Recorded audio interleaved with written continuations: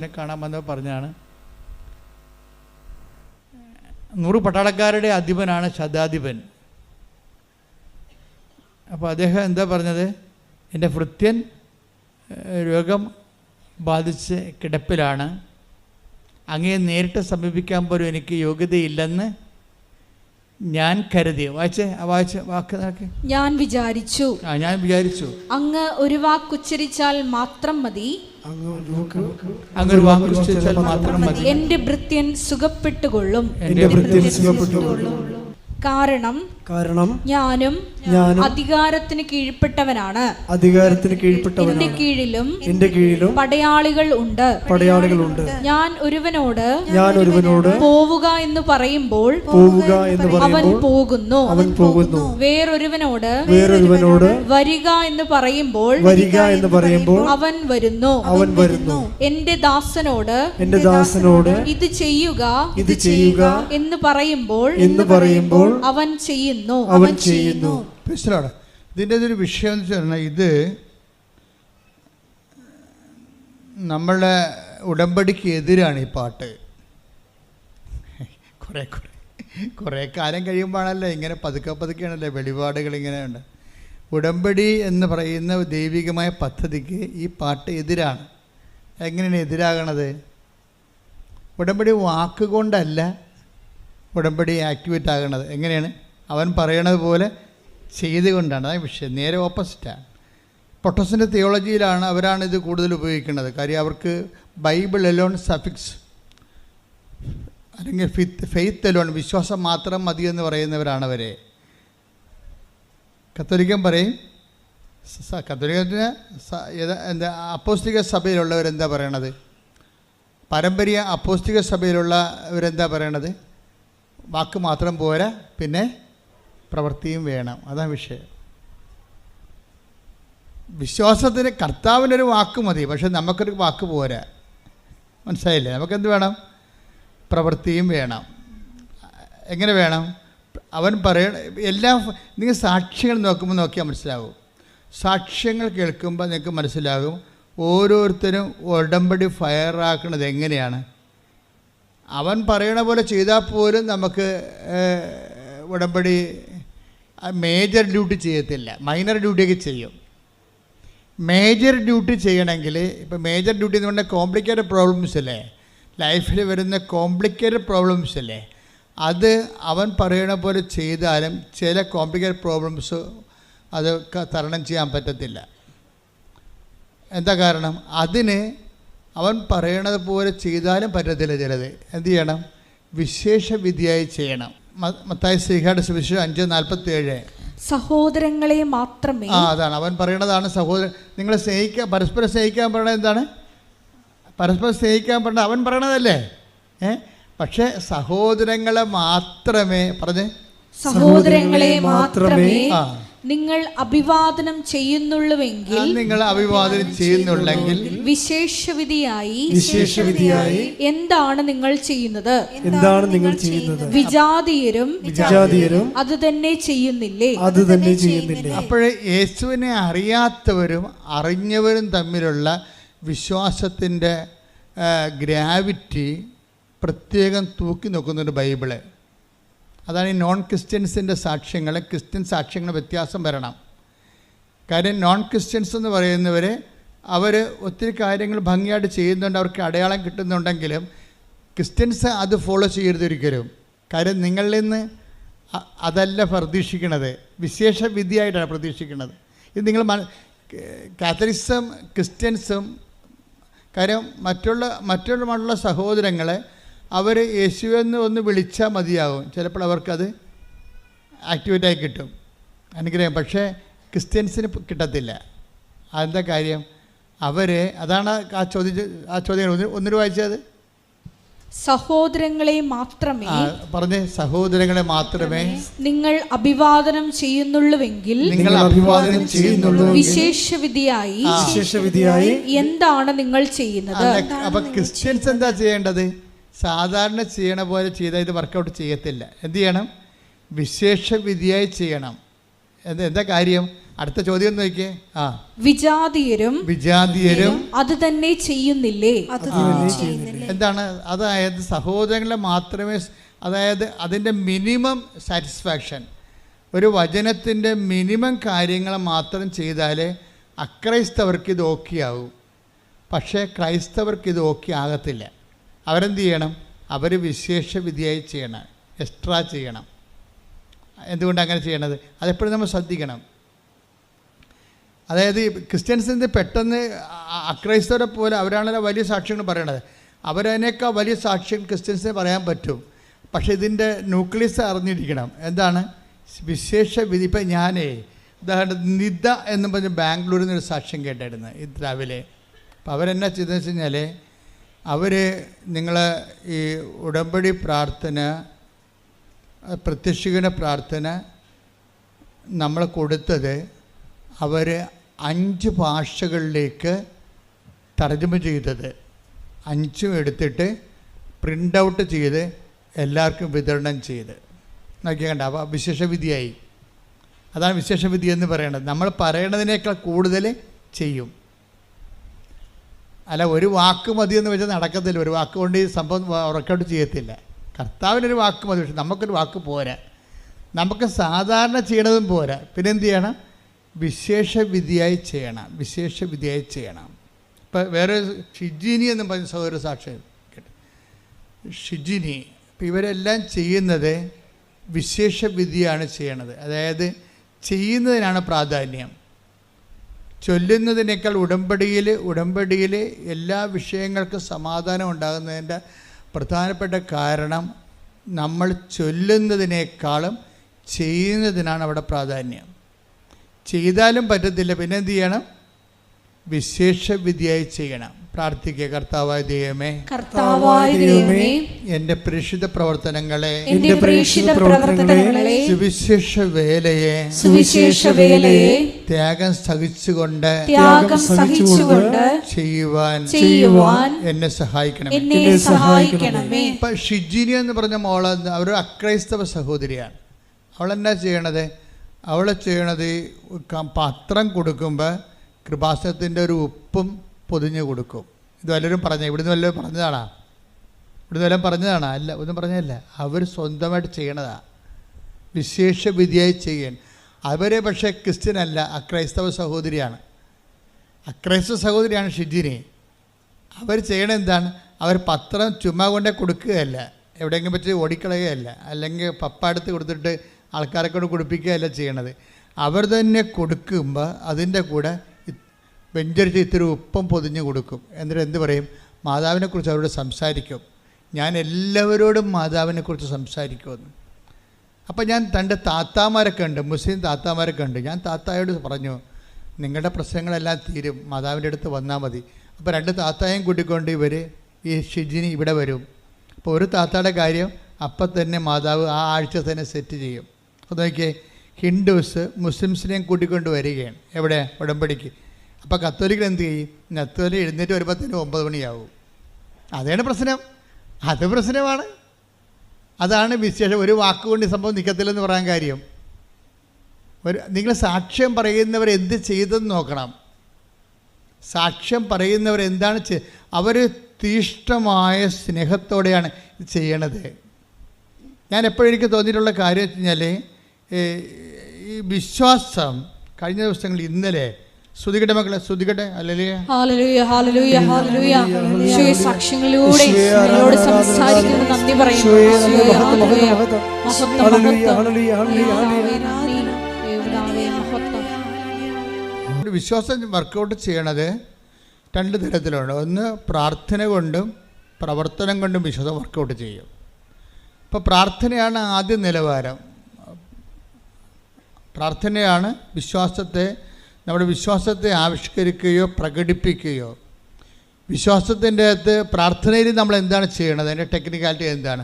പ്രാർത്ഥനയിൽ നമ്മൾ പ്രാർത്ഥിക്കുമ്പോൾ നമ്മുടെ വിശ്വാസം പ്രകടിപ്പിക്കുകയാണ് ചെയ്യണത്. പ്രാർത്ഥിക്കുമ്പോൾ നിങ്ങൾ ഓർക്കേണ്ടത് എന്താണെന്ന് വെച്ച് കഴിഞ്ഞാൽ, അത് എന്താണ് ചെയ്യണമെന്ന് നമ്മൾ ഓർക്കണം. ഇപ്പോൾ നമ്മളിങ്ങനെ അവരെ ഇവിടെയൊക്കെ സംസാരിച്ചുകൊണ്ട് ചോറ് വാരി തിന്നുമ്പോൾ ആ ചോറ് വാരി ചോറ് തിന്നുന്നു, അതിൻ്റെ അകത്ത് മീനെടുത്ത് കഴിക്കുന്നു, ആ ക്യാബേജ് എടുത്ത് കഴിക്കുന്നു, നമ്മളിങ്ങനെ ഇട്ട് ചവക്കുന്നു. പക്ഷെ നമ്മൾ അറിയുന്നില്ല, നമ്മൾ ഫോണിൽ നമ്മൾ ആരോടെങ്കിലും പറയണ കേട്ടുകൊണ്ടിരിക്കുകയായിരിക്കും, വേറെ ജോലി ചെയ്തുകൊണ്ടിരിക്കുകയായിരിക്കും. പക്ഷേ നമ്മൾ ഈ കഴിക്കുന്നത് വ്യത്യസ്തമായ സംഭവങ്ങളാണെങ്കിലും അതിങ്ങനെ ചവച്ചാൽ താഴേക്ക് പോകുന്നല്ലാതെ ചോറാണോ പോകുന്നത്, ക്യാബേജാണോ പോകുന്നത് നമ്മൾ അറിയുന്നില്ലല്ലോ. ഇതുപോലെ ഈ പ്രാർത്ഥനയ്ക്ക് അപകടം സംഭവിക്കും. പ്രാർത്ഥിക്കുമ്പോൾ വിശ്വസിക്കുന്നുവെന്നുള്ള കാര്യം നിങ്ങൾ ഓർത്തില്ലെങ്കിൽ നമ്മൾ മറ്റുള്ളവരോട് സംസാരം കേട്ടുകൊണ്ട് ഭക്ഷണം കഴിക്കണ പോലെ ഇരിക്കും. എന്താണ്, എന്തൊക്കെയാണ് കഴിക്കണത്, എന്തൊക്കെ കഴിച്ചു കൂട്ടി, അത്രയേ ഉള്ളൂ, അറിഞ്ഞില്ല എന്തൊക്കെയാണ് കഴിച്ചതെന്ന്. അത് ഞാൻ കഴിച്ചാ, ഇത് ഞാൻ കഴിച്ചാ, ഇതുണ്ടായിരുന്ന ഇവിടെ നിന്ന് പിന്നീട് കഴിച്ചു കഴിയുമ്പോൾ കൈ കഴുകിക്കുമ്പോഴാണ് നമ്മൾ മേശപ്പുറത്തോട് നോക്കണത്. അപ്പോൾ നമ്മൾ കഴിച്ചു കഴിഞ്ഞിരിക്കും, ഒന്നും അറിഞ്ഞില്ല. പല പ്രാർത്ഥനകൾക്ക് ഇങ്ങനെ ഒരു ദുരന്തം സംഭവിക്കാറുണ്ട്. പ്രാർത്ഥിക്കുന്നവൻ എന്ത് പ്രാർത്ഥിക്കുന്നതെന്ന് അറിയുന്നില്ല, ആരോട് പ്രാർത്ഥിക്കുന്നതെന്ന് അറിയുന്നില്ല, എന്ത് വിശ്വാസത്തിലാണ് പ്രാർത്ഥിക്കണമെന്ന് അറിയുന്നില്ല. പ്രാർത്ഥിക്കുക, കർത്താവായ ദൈവമേ, പ്രാർത്ഥിക്കുമ്പോൾ വിശ്വസിച്ച് പ്രാർത്ഥിക്കുവാൻ എന്നെ സഹായിക്കണമേ. അപ്പം ഈ വിശ്വാസം ആവിഷ്കരിക്കണത് അല്ലെങ്കിൽ വിശ്വാസം നമ്മൾ പ്രകടിപ്പിക്കുന്നത് അതിൻ്റെ പ്രഥമ രൂപം മാത്രമാണ് പ്രാർത്ഥന, അതിൻ്റെ സങ്കീർണ രൂപം പ്രവർത്തനമാണ്. വിശ്വാസത്തിൻ്റെ ആവിഷ്കാരത്തിൻ്റെ പ്രഥമ രൂപമാണ് പ്രാർത്ഥന. നമ്മളൊരു 4ാം ക്ലാസ്സിലൊക്കെ പഠിക്കുകയാണെങ്കിൽ വിദ്യാഭ്യാസത്തിൻ്റെ പ്രഥമ രൂപം എന്ന് പറയത്തില്ലേ. വിദ്യാഭ്യാസത്തിൻ്റെ പ്രഥമ രൂപം കുറച്ച് കണക്ക് കൂട്ടി എഴുതാൻ പഠിക്കും അല്ലേ, കുറച്ച് ഇംഗ്ലീഷ് കൂട്ടി 2, 4 അക്ഷരം 5 അക്ഷരം ഒരു വാക്കായിട്ട് പഠിക്കാൻ പറ്റും. അപ്പോൾ വിശ്വാസത്തിൻ്റെ പ്രഥമ രൂപമാണ് പ്രാർത്ഥന, അതിൻ്റെ പൂർണ്ണ രൂപമല്ല. വിശ്വാസത്തിൻ്റെ പൂർണ്ണ രൂപം എന്ന് പറയണത് വിശ്വാസത്തിൻ്റെ പ്രഥമ രൂപമാണ് പലരും ചെയ്യണത്. അതുകൊണ്ടാണ് നിങ്ങൾ എപ്പോഴും ഗതി പിടിക്കാതെ കിടക്കണതിൻ്റെ കാരണം അതാണ്. വിശ്വാസത്തിൻ്റെ പൂർണ്ണ രൂപം എന്ന് പറഞ്ഞാൽ എന്താണ്, അതിൽ പ്രഖ്യാപനമുണ്ട്, പിന്നെന്താണ്, പ്രയോഗമുണ്ട്. പ്രഖ്യാപനം എന്ന് പറയുമ്പോൾ എപ്പോഴും ഞാൻ ഇടയ്ക്ക് പറയുന്നത് ചില ഉടമ്പടി ധ്യാനം കൂടുന്നവർ ഏത് പാർട്ട് കൂടിയിട്ടുണ്ടെന്ന് നമുക്കറിയത്തില്ലല്ലോ. ഉടമ്പടി ധ്യാനം 10 1000 ഉണ്ട് ഇപ്പോഴും. 1000 ഉടമ്പടി ധ്യാനങ്ങളുണ്ട് യൂട്യൂബിലെ. അതിൽ ഏതാണ് നിങ്ങളെ കൂടിയെന്ന് അറിയത്തില്ല. അതുകൊണ്ട് ഞാനെപ്പോഴും ചെയ്യണമെന്ന് വെച്ചാൽ പഴയത് ഞാൻ ആവർത്തിക്കും, പിന്നെ ആവർത്തിക്കും.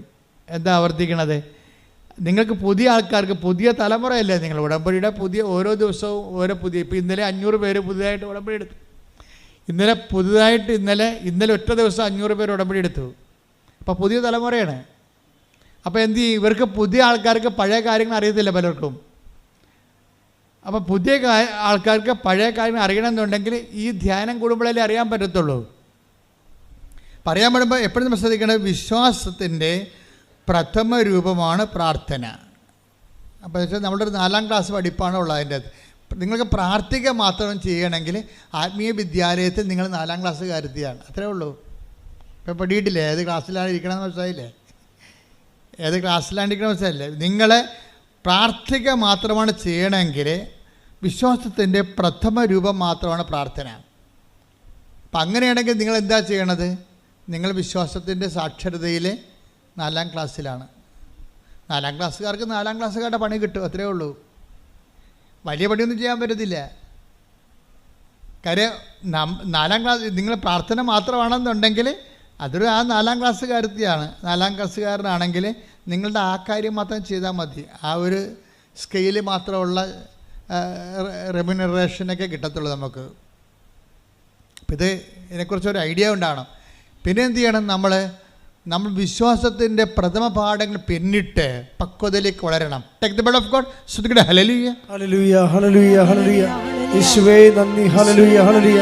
യേശുവേ ആരാധന ആരാധന ആരാധന. യേശുവേ നന്ദി, മഹത്വം മഹത്വം മഹത്വം. ഹെബ്രായർ 6:1. ഹെബ്രായർ 6:1. അതിനാൽ ക്രിസ്തുവിന്റെ വചനത്തിന്റെ പ്രഥമ പാഠങ്ങൾ പിന്നിട്ട് നമുക്ക് പക്വതയിലേക്ക് വളരാം. നിർജീവ പ്രവർത്തികളിൽ നിന്നുള്ള തിരിച്ചുവരവാണ്. എന്താണ് നിർജീവ പ്രവർത്തികളിൽ നിന്നുള്ള നിർജീവ പ്രവർത്തികൾ എന്ന് പറയുന്നത് ജീവൻ തര പ്രവർത്തികളെ ദൈവം വിശ്വാസം ഇങ്ങനെ പ്രവൃത്തികളാൽ സാധൂകരിക്കപ്പെടുന്നുണ്ടെങ്കിലും ഈ പ്രവൃത്തികൾ ദൈവം പിന്നെയും തിരിക്കുകയാണ്. എന്താ കാര്യം? ജീവനുള്ള പ്രവൃത്തിയും ജീവനില്ലാത്ത പ്രവൃത്തിയും. എന്നുവെച്ചാൽ കൃപ നമുക്ക് നൽകുന്ന പ്രവൃത്തിയുണ്ട്. കൃപയും ജീവനും ഒരേ അർത്ഥമാണ് ബൈബിളിലുള്ളത്. ഈശോ പറയും, ഞാൻ വന്നിരിക്കുന്നത് അവർക്ക് ജീവനുണ്ടാകാനും അത് സമർത്ഥമാണ്. 10:10 അങ്ങനെ പറയും. യോഹന്നാന്റെ 10:10 എന്താ പറയണത്?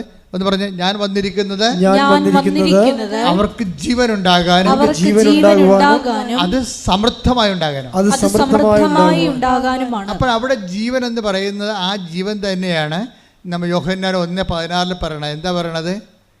തൻ്റെ നാമത്തിൽ വിശ്വസിക്കുന്നവർക്കെല്ലാം പറഞ്ഞേ, തന്റെ നാമത്തിൽ വിശ്വസിക്കുന്നവർക്കെല്ലാം കൃപയ്ക്ക് മേൽ കൃപ. അപ്പൊ ഈ കൃപയ്ക്ക് മേൽ കൃപ നൽകിയിരിക്കുന്നു പറയണ കൃപയ്ക്ക് മേൽ യോഹന്നാൻ 1:16 കൃപയ്ക്ക് മേൽ കൃപയും, യോഹന്നാൻ 10:10 ജീവനുണ്ടാകാനും സമർത്ഥമായി ഉണ്ടാകാൻ ജീവൻ സമൃദ്ധിയും മേൽകൃപയും സമർത്ഥമായ ജീവനും ഒരേ വാക്ക് തന്നെയാണ്. ശരിക്കും പറഞ്ഞാൽ എന്താണ്? കൃപയാണ്, ദൈവികമായ ശക്തിയാണ്. നമ്മളിലേക്ക് അപ്ലോഡ് ചെയ്യുന്ന ശക്തി ചിലപ്പോൾ സിംഗിൾ ഫേസ് ആയിരിക്കും. അപ്പോൾ സിംഗിൾ ഫേസ് ആണെങ്കിൽ ഒരു മൈക്കൊക്കെ ഓപ്പറേറ്റ് ചെയ്യാൻ പറ്റും.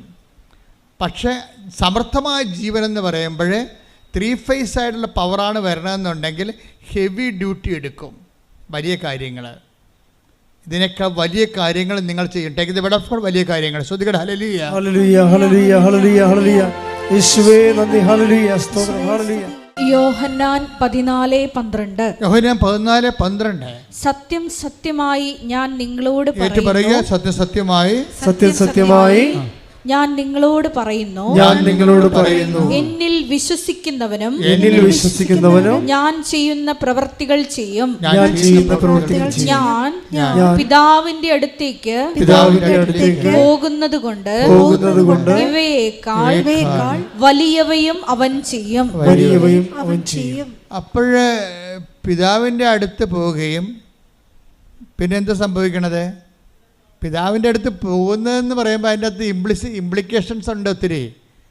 പിതാവിൻ്റെ അടുത്ത് പോവുകയും എന്താണ് ആ വചനം? ഒന്ന് വായിച്ചേ. യോഹന്നാൻ 4:14-12 ഒന്ന് വായിച്ചേ. ഞാൻ പിതാവിന്റെ അടുത്തേക്ക് പോകുന്നത് കൊണ്ട് പറഞ്ഞേ. ഞാൻ പിതാവിന്റെ അടുത്തേക്ക് പോകുന്നത് കൊണ്ട് ഇവയേക്കാൾ വലിയവയും അവൻ ചെയ്യും. അപ്പം ഞാൻ പിതാവിൻ്റെ അടുത്ത് പോകുന്നത് കൊണ്ട് എന്ത് പറ്റി? ഇതിനേക്കാൾ വലിയവയും അവൻ ചെയ്യും. അപ്പോൾ വലിയ കാര്യങ്ങൾ കണ്ട വലിയ കാര്യം. അപ്പം ദൈവം തന്നെ കാര്യങ്ങൾ എത്രയായിട്ട് തിരിക്കുന്നു? ചെറിയ കാര്യങ്ങളുണ്ട്, പിന്നെന്താണ്? വലിയ കാര്യങ്ങളുണ്ട്. ചെറിയ കാര്യങ്ങൾ നമ്മുടെ വിശ്വാസത്തിൻ്റെ പ്രഥമ ആവിഷ്കാരമായ പ്രാർത്ഥനയും കൊണ്ട് ചെയ്യാൻ പറ്റും. വലിയ കാര്യങ്ങൾ ചെയ്യാൻ പറ്റത്തില്ല. വലിയ കാര്യങ്ങൾ ചെയ്യണമെങ്കിൽ വലിയ വിശ്വാസം എന്ന് പറയുന്ന സംഭവങ്ങൾ വേണം. വലിയ കാര്യങ്ങൾ ചെയ്യണമെങ്കിൽ വലിയ വിശ്വാസം എന്ന് വെച്ചാൽ ക്രിസ്തുവിൽ തന്നെ നമുക്ക് ചെറിയ വിശ്വാസം ഉണ്ടാകും, വലിയ വിശ്വാസം ഉണ്ടാകും. എന്ന് പറഞ്ഞേ, ക്രിസ്തുവിൽ തന്നെ നമ്മൾക്ക് ചെറിയ വിശ്വാസം ഉണ്ടാകും, വലിയ വിശ്വാസം ഉണ്ടാകും. ക്രിസ്തുവിനെ അറിയണതനുസരിച്ചാണ് ആ വിശ്വാസത്തിൻ്റെ ആക്കത്തൂക്കം ഉണ്ടാകുന്നത്, അനുപാതികം. ക്രിസ്തുവിനെ നമ്മൾ അറിയുന്നതിന് ആനുപാതികമായിരിക്കും നിങ്ങൾക്ക് ലഭിക്കുന്ന വിശ്വാസത്തിൻ്റെ ആക്കത്തൂക്കം. ഇപ്പോഴ് അയാളോട് എന്ത് പറയുന്നു? ലൂക്കാ 7:8. ലൂക്കാ 7:8 എന്താണ്? കാരണം ഞാനും അധികാരത്തിന് കീഴ്പ്പെട്ടവനാണ്. ക്രിസ്തു പറയുന്നുണ്ട് ഇത്രയും വലിയ വിശ്വാസം ഇസ്രായേലിൽ പോലും കണ്ടിട്ടില്ല. Take the word of God that 7:9 ലൂക്കാ 7:9. യേശു ഇത് കേട്ട് അവനെ പറ്റി വിസ്മയിച്ചു. ആരെക്കുറിച്ച്? ശതാധിപനെ കുറിച്ച്. തന്നെ അനുഗമിച്ചിരുന്ന ജനക്കൂട്ടത്തിന് നേരെ തിരിഞ്ഞ് അവൻ പറഞ്ഞു, ഞാൻ നിങ്ങളോട് പറയുന്നു, ഇസ്രായേലിൽ പോലും ഇതുപോലുള്ള വിശ്വാസം ഞാൻ കണ്ടിട്ടില്ല. അപ്പോൾ വിശ്വാസ അപാചയത്തിൻ്റെ കാലത്താണ് ക്രിസ്തു വരുന്നത്. നമ്മുടെ ജീവിതം ഇസ്രായേലിൽ പോലും ഈ ഒരു വിജാതിയൻ്റെ വിശ്വാസം ഇല്ലാത്തൊരു കാലമാണത്. അപ്പം ക്രിസ്തുവിൻ്റെ വരവിൻ്റെ കാലം നോക്കുമ്പോൾ എന്തുകൊണ്ടാണ് ഇന്നിപ്പോൾ പ്രത്യക്ഷീകരണ തിരുനാൾ ആഘോഷിക്കുന്നു. എന്തുകൊണ്ടാണ്? ഇസ്രയേലിൽ പോലും ദൈവം ആഗ്രഹിക്കുന്നൊരു വിശ്വാസ നിലവാരം അക്കാലങ്ങളിലില്ല. അങ്ങനെ പല കാര്യങ്ങൾ കൊണ്ടാണ് അതുണ്ടായത്. അതുകൊണ്ട് ആട്ടിടയന്മാരെ പോയി മത്സ്യത്തൊഴിലാളികളെയൊക്കെ പോയി കാണേണ്ടി വരേണ്ട ഒരു അവസ്ഥ വരണത് അന്നത്തെ സമൂഹത്തിൽ നിലവിൽ വിശ്വാസം നിലനിൽക്കുന്ന ആൾക്കാരാണ് അവരെ. പൊതുസമൂഹത്തിൻ്റെ മുമ്പിൽ ആചാര അനുഷ്ഠാന വിശ്വാസമാണ്, അകത്തളങ്ങളിലേക്കുള്ള ആന്തരിക വിശ്വാസമില്ല. വിശ്വാസം എന്ന് പറയുമ്പോൾ ചിലപ്പോൾ അനുഷ്ഠാനങ്ങൾ നമ്മൾ പാലിക്കും, ആചാരങ്ങൾ നമ്മൾ പാലിക്കും, ഞായറാഴ്ച നമ്മൾ പള്ളിയിൽ പോകും, ചിലപ്പോൾ കുമ്പസാരിക്കും, ചില കുർബാനയൊക്കെ സ്വീകരിക്കും എന്ന് പറഞ്ഞാലും പ്രവൃത്തികളിൽ വരുമ്പോൾ ഒരു വ്യത്യാസം, ഒരു ആ വിശ്വാസത്തിൻ്റെ ആന്തരികത ഉണ്ടാകത്തില്ല.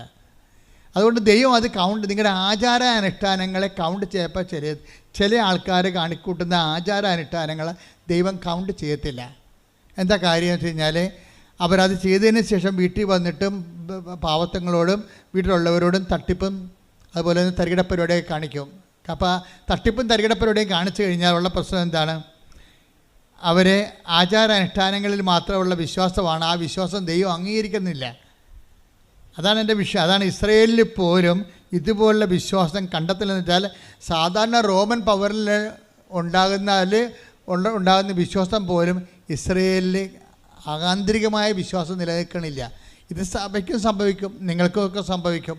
നിങ്ങൾ കുറേ കാര്യങ്ങൾ ഇങ്ങനെ കാട്ടിക്കൂട്ടി ചെയ്യും സാങ്കേതികമായിട്ട്, പക്ഷേ ആന്തരികമായിട്ട് നിങ്ങൾ ദൈവത്തെ സ്നേഹിക്കുന്നുണ്ടോ എന്ന് ചോദിച്ചു കഴിഞ്ഞാൽ എന്തെങ്കിലും ഒരു പ്രശ്നം വരുമ്പോൾ അറിയാൻ പറ്റും. നിങ്ങൾ ഇത്തരം കാര്യങ്ങളൊക്കെ ചെയ്യുന്നുണ്ടെങ്കിലും നിങ്ങളുടെ പ്രതീക്ഷയ്ക്ക് വിരുദ്ധമായിട്ട് ഒരു നെഗറ്റീവ് സംഭവങ്ങൾ ജീവിതത്തിൽ നടന്നു കഴിഞ്ഞാൽ അപ്പം തന്നെ നിങ്ങളുടെ പ്രാർത്ഥന മങ്ങും. അല്ലെങ്കിൽ കൊള്ളാം, നമുക്ക് ദുരിതങ്ങൾ കഴിഞ്ഞ ദിവസങ്ങൾ ദുരിതങ്ങൾ 119 സങ്കീർത്തനം 71 തിരുവചനം, ദുരിതങ്ങൾ എനിക്ക് ഉപകാരമായി. പറഞ്ഞ ദുരിതങ്ങൾ എനിക്ക് ഉപകാരമായി. തന്മൂലം ഞാൻ അങ്ങയുടെ ചട്ടങ്ങൾ അഭ്യസിച്ചുവല്ലോ. വചനങ്ങൾ അഭ്യസിക്കാൻ വേണ്ടിയാണ് നമുക്ക് ദുരിതങ്ങൾ തരണത്. അവൻ പറയണ പോലെ ചെയ്യണമെന്നല്ലേ വചനം. അപ്പം അവൻ പറയണ പോലെ ചെയ്യണമെന്നുണ്ടെങ്കിൽ നമുക്ക് രണ്ട് കാര്യങ്ങൾ ദൈവം തരും. ഒന്ന് അനുഗ്രഹങ്ങൾ തരും, അപ്പോൾ നമുക്ക് ബൂസ്റ്റഡ് ആവും. അതേസമയത്ത് ദുരിതങ്ങളും തരും. എന്തിനാ കാര്യം? അതാണ്. അപ്പോൾ ദുരിതങ്ങൾ, ഈ ഉടമ്പടി കാലത്തുള്ള ദുരിതങ്ങൾ നിങ്ങൾ പ്രത്യേകിച്ച് നോട്ട് ചെയ്യണം. അപ്പോൾ നിങ്ങൾ ഡൗൺ ആയി പോകരുത്. ദൈവസ്നേഹത്തിൻ്റെ വേറെ ആവിഷ്കാരമാണത്. ദൈവസ്നേഹം നമ്മളിലേക്ക് ദുരിതമായിട്ടും വരും. ബ്ലെസ്സിങ്ങിന് ഡിസ്കസ് എന്ന് പറഞ്ഞ പോലെ പറയുകയല്ല. ഇപ്പം തന്നെ സാനിയ എന്നും പറഞ്ഞൊരു മോള് സാക്ഷ്യം പറഞ്ഞു. അവളുടെ പ്രശ്നം എന്താ? അവൾ 4ാം നിലയിൽ നിന്ന് വീണ വല്ല പിടിയും കിട്ടുക. 4ാമത്തെ നിലയിൽ നിന്ന് താഴെ വീണ് അവൾക്ക് ബോധം പോയി. ബോധം വന്നപ്പോൾ ഡോക്ടർ പറഞ്ഞ്, ടെസ്റ്റ് പറഞ്ഞ് നിനക്ക് 3 ഓപ്പറേഷൻ ഉണ്ടെന്ന് പറഞ്ഞ്. അപ്പോൾ ഒരുത്തി കൊണ്ടുവന്ന് കൃപാസനം പത്രം കൊടുത്ത്. അപ്പോൾ അവൾ വിചാരിച്ച്, മാതാവേ, ഞാനിവിടുന്ന് എഴുന്നേറ്റ് വരികയാണെങ്കിൽ തീർച്ചയായിട്ടും വന്ന് ഉടമ്പടി ചെയ്തോളാം എന്ന് പറയും. അപ്പോൾ 4ാം നിലയിൽ നിന്ന് വീണ പക്ഷിയുടെ പിറ്റേ ദിവസം ഡോക്ടർ വീണ്ടും ടെസ്റ്റ് ചെയ്ത് പറഞ്ഞ് അത് 1 ചുരുക്കി കൊടുത്ത്. 4 ഓപ്പറേഷൻ 3 ഓപ്പറേഷൻ വേണ്ട, നിനക്ക് 1 മതിയെന്ന് പറഞ്ഞു. അവളങ്ങനെ കോട്ടയം മെഡിക്കൽ കോളേജിൽ കൊണ്ടുവന്നിട്ട് അവിടെ നിന്ന് ചികിത്സിച്ച് ഒരു ഓപ്പറേഷൻ കഴിഞ്ഞ് നാട്ടിലെത്തി. അവൾ എഴുന്നേറ്റ് നടക്കണ്ടേ, 4ാം നിലയിൽ നിന്ന് വീണ്ടിരിക്കുകയാണ്, ഉറങ്ങിപ്പോയിരിക്കുന്ന ആൾ. അപ്പോൾ അവൾ പറഞ്ഞിരിക്കണത്, ഞാൻ ഒന്ന് എഴുന്നേപ്പിൽ നിർത്തിയാൽ മതി, ഞാൻ അമ്മയെ വന്ന് കണ്ടോളാം. അപ്പോൾ ആൾക്കാർ ഉടമ്പടി എടുക്കുക എന്നുള്ള ആൾക്കാർ പറയണത് അമ്മയെ വന്ന് കാണുക എന്നുള്ളതാണ്. അപ്പം അങ്ങനെയുള്ള ഉദ്ദേശത്തിൽ വന്ന് കാണുന്നവർ ആ ഒരു സ്നേഹമാണ് അവിടുത്തെ പ്രശ്നം, ബന്ധമാണ്. ഉടമ്പടി ഒരു സങ്കീർണമായൊരു ബന്ധമാണ്, ശാശ്വത ബന്ധത്തിലേക്ക് നമ്മൾ. പക്ഷേ ആദ്യത്തെ ബന്ധം എന്താണ്? അമ്മയെ വന്ന് കാണുന്ന കാഴ്ചയും ഒരു കാഴ്ചയുടെ ഉടമ്പടിയാണ്. അത് ചുമ്മാ കണ്ടിട്ട് പോകണമല്ലല്ലോ. പിന്നെ എന്താണ്? അമ്മ പറയണ പോലെയൊക്കെ ജീവിതം ക്രമീകരിച്ച് അങ്ങനെ അവർ ഉടമ്പടി എടുക്കുന്നത്. ഇപ്പം കാഴ്ച ഉടമ്പടികൾ ഭയങ്കരമായിട്ട് നടക്കുന്നുണ്ട് ഇവിടെ. ഒത്തിരി പേര് വരും, വന്നിട്ട് അമ്മയെ കണ്ടിട്ട് പോകും, കണ്ണീരിട്ടിട്ട് പോകും, പിന്നെ പിറ്റേ ആഴ്ച വന്ന് ഉടമ്പടി എടുക്കും. അപ്പോൾ ഈ കാഴ്ച ഉടമ്പടി അവൾ പറയണത്, എന്നെ ഒന്ന് എഴുന്നേപ്പിൽ നിർത്തിയാൽ മതി, നിർത്തിയാൽ ഞാൻ വന്ന് ഉടമ്പടി എടുക്കാം എന്ന് പറയും. അപ്പോൾ പിന്നെ എന്താ സംഭവിക്കണമെന്ന് വെച്ച് കഴിഞ്ഞാൽ, അവളുടെ ആ കിടപ്പ് കാലത്ത് ഒരു അച്ഛൻ വന്നിട്ട് അവളുടെ ഫോട്ടോ എടുത്തിട്ട് പറയും, ഇത് എൻ്റെ ഫേസ്ബുക്കിൽ ഇടട്ടെ, നിങ്ങൾക്കിപ്പോൾ ഭയങ്കര കഷ്ടപ്പാടല്ലേ, നിങ്ങളുടെ അക്കൗണ്ട് ഇട്ടാൽ മതി, ചിലപ്പോഴേ ആരെങ്കിലുമൊക്കെ നിങ്ങളെ സഹായിക്കും. അപ്പോൾ അവിടെ മെയിൻ പ്രശ്നം എന്തായിരുന്നു? വർഷങ്ങളായിട്ട് വീടില്ല, അതാണ് പ്രശ്നം. വർഷങ്ങളായിട്ട് സ്വന്തമായിട്ട് വീടില്ല.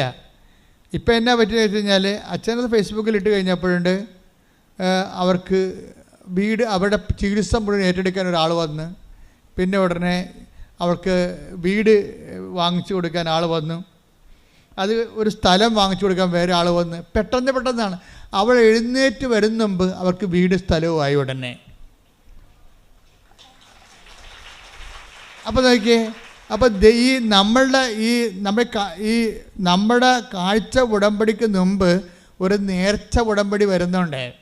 എത്ര തരം ഉടമ്പടിയാണ് ആൾക്കാർ പറയണത് ഇപ്പം? ആദ്യം തന്നെ എന്താ? നേർച്ച ഉടമ്പടിയാണ്. എന്താണ്? ഞാൻ അമ്മയെ വന്ന് കണ്ടോളാം. അപ്പം തന്നെ കണ്ടോളാമെന്ന് പറയുമ്പോൾ എന്താണ്? വാഗ്ദാനമായി. വാഗ്ദാനം വന്നു കഴിഞ്ഞാൽ ഉടനെ, വാഗ്ദാനത്തിലാണല്ലോ ഉടമ്പടി, വാഗ്ദാന പേടകമല്ലേ അമ്മ. അപ്പോൾ വാഗ്ദാനത്തിലാണ് ഉടമ്പടി. ആദ്യ ഉടമ്പടി ചെയ്യണ വാഗ്ദാനത്തിലാണ്. പിന്നെയാണ് ആദ്യം നേർച്ച ഉടമ്പടി, പിന്നെ കാഴ്ച ഉടമ്പടി, പിന്നെയാണ് നമ്മൾ മാതാവുമായിട്ട് മരിയൻ ഉടമ്പടി ചെയ്യണത്. അപ്പോൾ ഇതിൻ്റെ ഉള്ളിലെല്ലാം ഈ നേർച്ച ഉടമ്പടി തന്നെ ആദ്യമേ ഫലിച്ചു. പിന്നെ എന്താണ്? പിന്നെയാണ് അവൾ അമ്മയെ വന്ന് കണ്ടിട്ട് ബാക്കിയുള്ള കാര്യങ്ങളെല്ലാം സെറ്റാക്കുന്നത്. അപ്പോൾ ഈ വിഷയമെന്ന് പറയണത്, ഇതിൻ്റെ ഉള്ളിൽ ഈ വിശ്വാസത്തിൻ്റെ ഒരു വളർച്ചയുണ്ട്. വിശ്വാസത്തിൻ്റെ വളർച്ച എന്ന് പറയണത് ഈ ദുരിതകാലത്തും ദൈവത്തിൻ്റെ സ്നേഹം അവൾ അനുഭവിക്കുകയാണ്. അതാണ് ദുരിതങ്ങളെ എനിക്ക് ഉപകാരമായി. ഞാൻ ആ കാലങ്ങളിലെല്ലാം എൻ്റെ കർത്താവിൻ്റെ വചനം പാലിക്കാൻ എനിക്ക് കഴിഞ്ഞു. അതാണ് പറയണത്. ഇപ്പോൾ ഓരോ ദുരിതങ്ങൾക്ക് പോലും ഉദ്ദേശം എന്താണ്? ഉടമ്പടി തന്നെയാണ് ഉദ്ദേശം.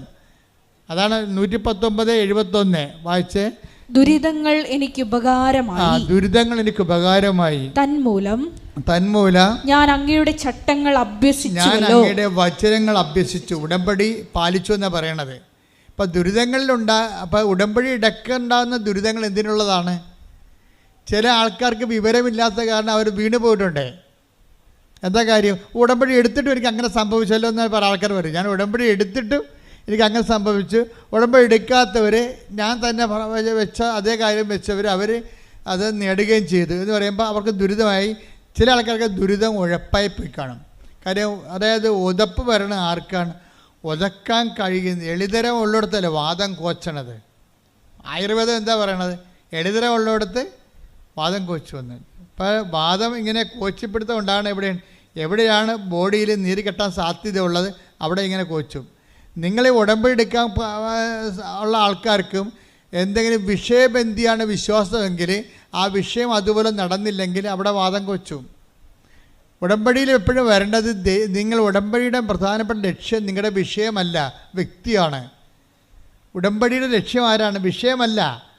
ആരാണ്? വ്യക്തിയാണ്, ദൈവമാണ്. നിങ്ങളുടെ വിഷയം ദൈവത്തിന് ഏൽപ്പിച്ചിട്ട് അവൻ പറയുന്ന പോലെ ചെയ്യുമ്പോൾ എന്താണ് സംഭവിക്കുന്നത്? നിങ്ങൾ ദൈവത്തെ സ്നേഹിക്കുകയാണ്. ദാറ്റ് മീൻസ് ദൈവത്തെ മുമ്പത്തെക്കാൾ വിധമായി വിശേഷവിധിയായി സ്നേഹിക്കാൻ വേണ്ടി ദൈവം നിങ്ങൾക്കൊരവസരം തരുന്നതാണ് ഉടമ്പടി. എന്താ? ദൈവം നിങ്ങൾക്ക് ഒരവസരം തരുന്നതാണ് ഉടമ്പടി, വിശേഷവിധിയായി സ്നേഹിക്കാൻ വേണ്ടി. കർത്താവ് ഇടയ്ക്കിടയ്ക്ക് 10 ദിവസം കൊണ്ട് ചോദിച്ചില്ലേ? അവസാന കാലങ്ങളിൽ 3 പ്രാവശ്യം ഇടവിട്ട് ചോദിച്ചില്ലേ? എന്താണ്? ഇവരെക്കാൾ അധികമായി നീ എന്നെ. Take the word of God. യോഹന്നാൻ 21:15. അവരുടെ പ്രാതൽ കഴിഞ്ഞപ്പോൾ, അവരുടെ പ്രഭാത ഭക്ഷണം കഴിഞ്ഞപ്പോൾ യേശു ശിമയോൻ പത്രോസിനോട് ചോദിച്ചു. യോഹന്നാന്റെ പുത്രനായ ശിമയോനെ, നീ ഇവരെക്കാൾ അധികമായി എന്നെ സ്നേഹിക്കുന്നുവോ? അവൻ പറഞ്ഞു, ഉവ്വ് കർത്താവേ, ഞാൻ നിന്നെ സ്നേഹിക്കുന്നുവെന്ന് നീ അറിയുന്നുവല്ലോ. ഇങ്ങനെ 3 പ്രാവശ്യം ഈശോ ചോദിച്ചിട്ടുണ്ട്. 10 ദിവസത്തിനോട് 3 പ്രാവശ്യം. ഇങ്ങനെ ഓരോ പ്രാവശ്യം ചോദിക്കുമ്പോഴും ഓരോ കോംപ്ലിക്കേറ്റഡ് അനുഗ്രഹങ്ങൾ കൊടുത്തുകൊണ്ടിരിക്കും, ഓരോരോ ഉത്തരവാദിത്തങ്ങൾ കൊടുത്തുകൊണ്ടിരിക്കും.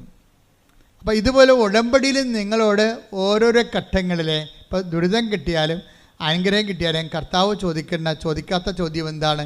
നീ ഇവരെക്കാൾ അധികമായി എന്നെ സ്നേഹിക്കുന്നുവോ? ഉടമ്പടി എന്ന് പറയുന്നത് ദൈവസ്നേഹത്തിലേക്കുള്ള ഒരു ഭയങ്കര വിളിക്കുള്ളിലെ വിളിയാണ്. എന്താണ്? എ കോൾ വിത്തിൻ കോൾ എന്ന് പറയും. അതുപോലെ തന്നെ നമുക്കൊരു വിളിയുണ്ട്, വിശ്വാസത്തിൻ്റെ വിളിയുണ്ട്. ആ വിശ്വാസത്തിൻ്റെ വിളിയിൽ നിന്നാണ് നമ്മൾ ഉടമ്പടിയിലേക്ക് പ്രവേശിക്കുമ്പോൾ വിളിക്കുള്ളിലെ വിളിയാണ്. എന്താ വെച്ച് കഴിഞ്ഞാൽ ദൈവസ്നേഹത്തിലേക്കുള്ള വിളിയാണത്. അല്ലാതെ നിങ്ങൾക്ക് എന്തെങ്കിലും അനുഗ്രഹങ്ങൾ സാധിച്ചു തരാൻ വേണ്ടി മാത്രമുള്ള ഒരു നീക്കുപോക്കല്ലത്. എന്താണ്? ദൈവത്തിൻ്റെ സങ്കീർണമായ സ്നേഹത്തിലേക്കും ആത്മബന്ധത്തിലേക്കും നിങ്ങളെ വിളിക്കുകയാണ്. കൈയടിച്ച് ശ്രദ്ധിക്കട്ടെ. ഹല്ലേലൂയ, ഹല്ലേലൂയ, ഹല്ലേലൂയ, ഹല്ലേലൂയ. മഹത്വം, ആരാധന, യേശുവിലൂടെ നിന്റെ ആത്മബന്ധത്തിലേക്ക് വിളിക്കുന്ന അങ്ങയുടെ പവിത്ര വാത്സല്യത്തിന് നന്ദി പറയുന്നു.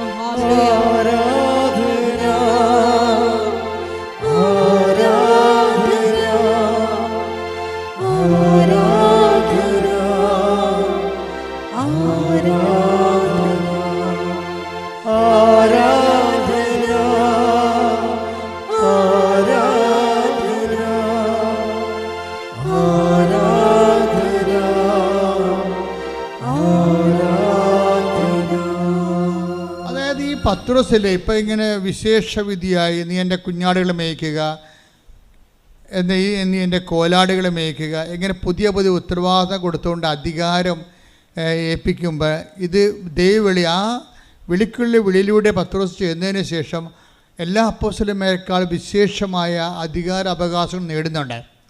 അപ്പോൾ എല്ലാവരെക്കാൾ വിശേഷവിധിയായ അധികാര അവകാശങ്ങൾ നേടുന്നത് പോലെ തന്നെ നിങ്ങൾ വിശ്വാസത്തിന് ഉടമ്പടിയിലേക്ക് പ്രവേശിക്കുമ്പോൾ വിശേഷവിധിയായ അധികാര അവകാശങ്ങൾ നിങ്ങൾ ആത്മീയ മേഖലയിലും എല്ലാ മേഖലയിലും നിങ്ങൾ നേടുകയാണ്. അതിൻ്റെ ഇടയ്ക്ക് വരുന്ന വിഷയങ്ങൾക്കെല്ലാം നിങ്ങൾ മറുപടി പറഞ്ഞുകൊണ്ടിരിക്കണം ദൈവത്തോട്. ഇപ്പോൾ അതെന്തറിയാമോ? ആദ്യത്തെ പത്രോസിൻ്റെയൊക്കെ നിലവാരം എന്താ? ആദ്യത്തെ വിശ്വാസത്തിൽ പത്രോസിൻ്റെ നിലവാരം ആ 5 ഭർത്താക്കന്മാരുണ്ടായ സമറിയാക്കാത്തിയുടെ നിലവാരമായിരുന്നു.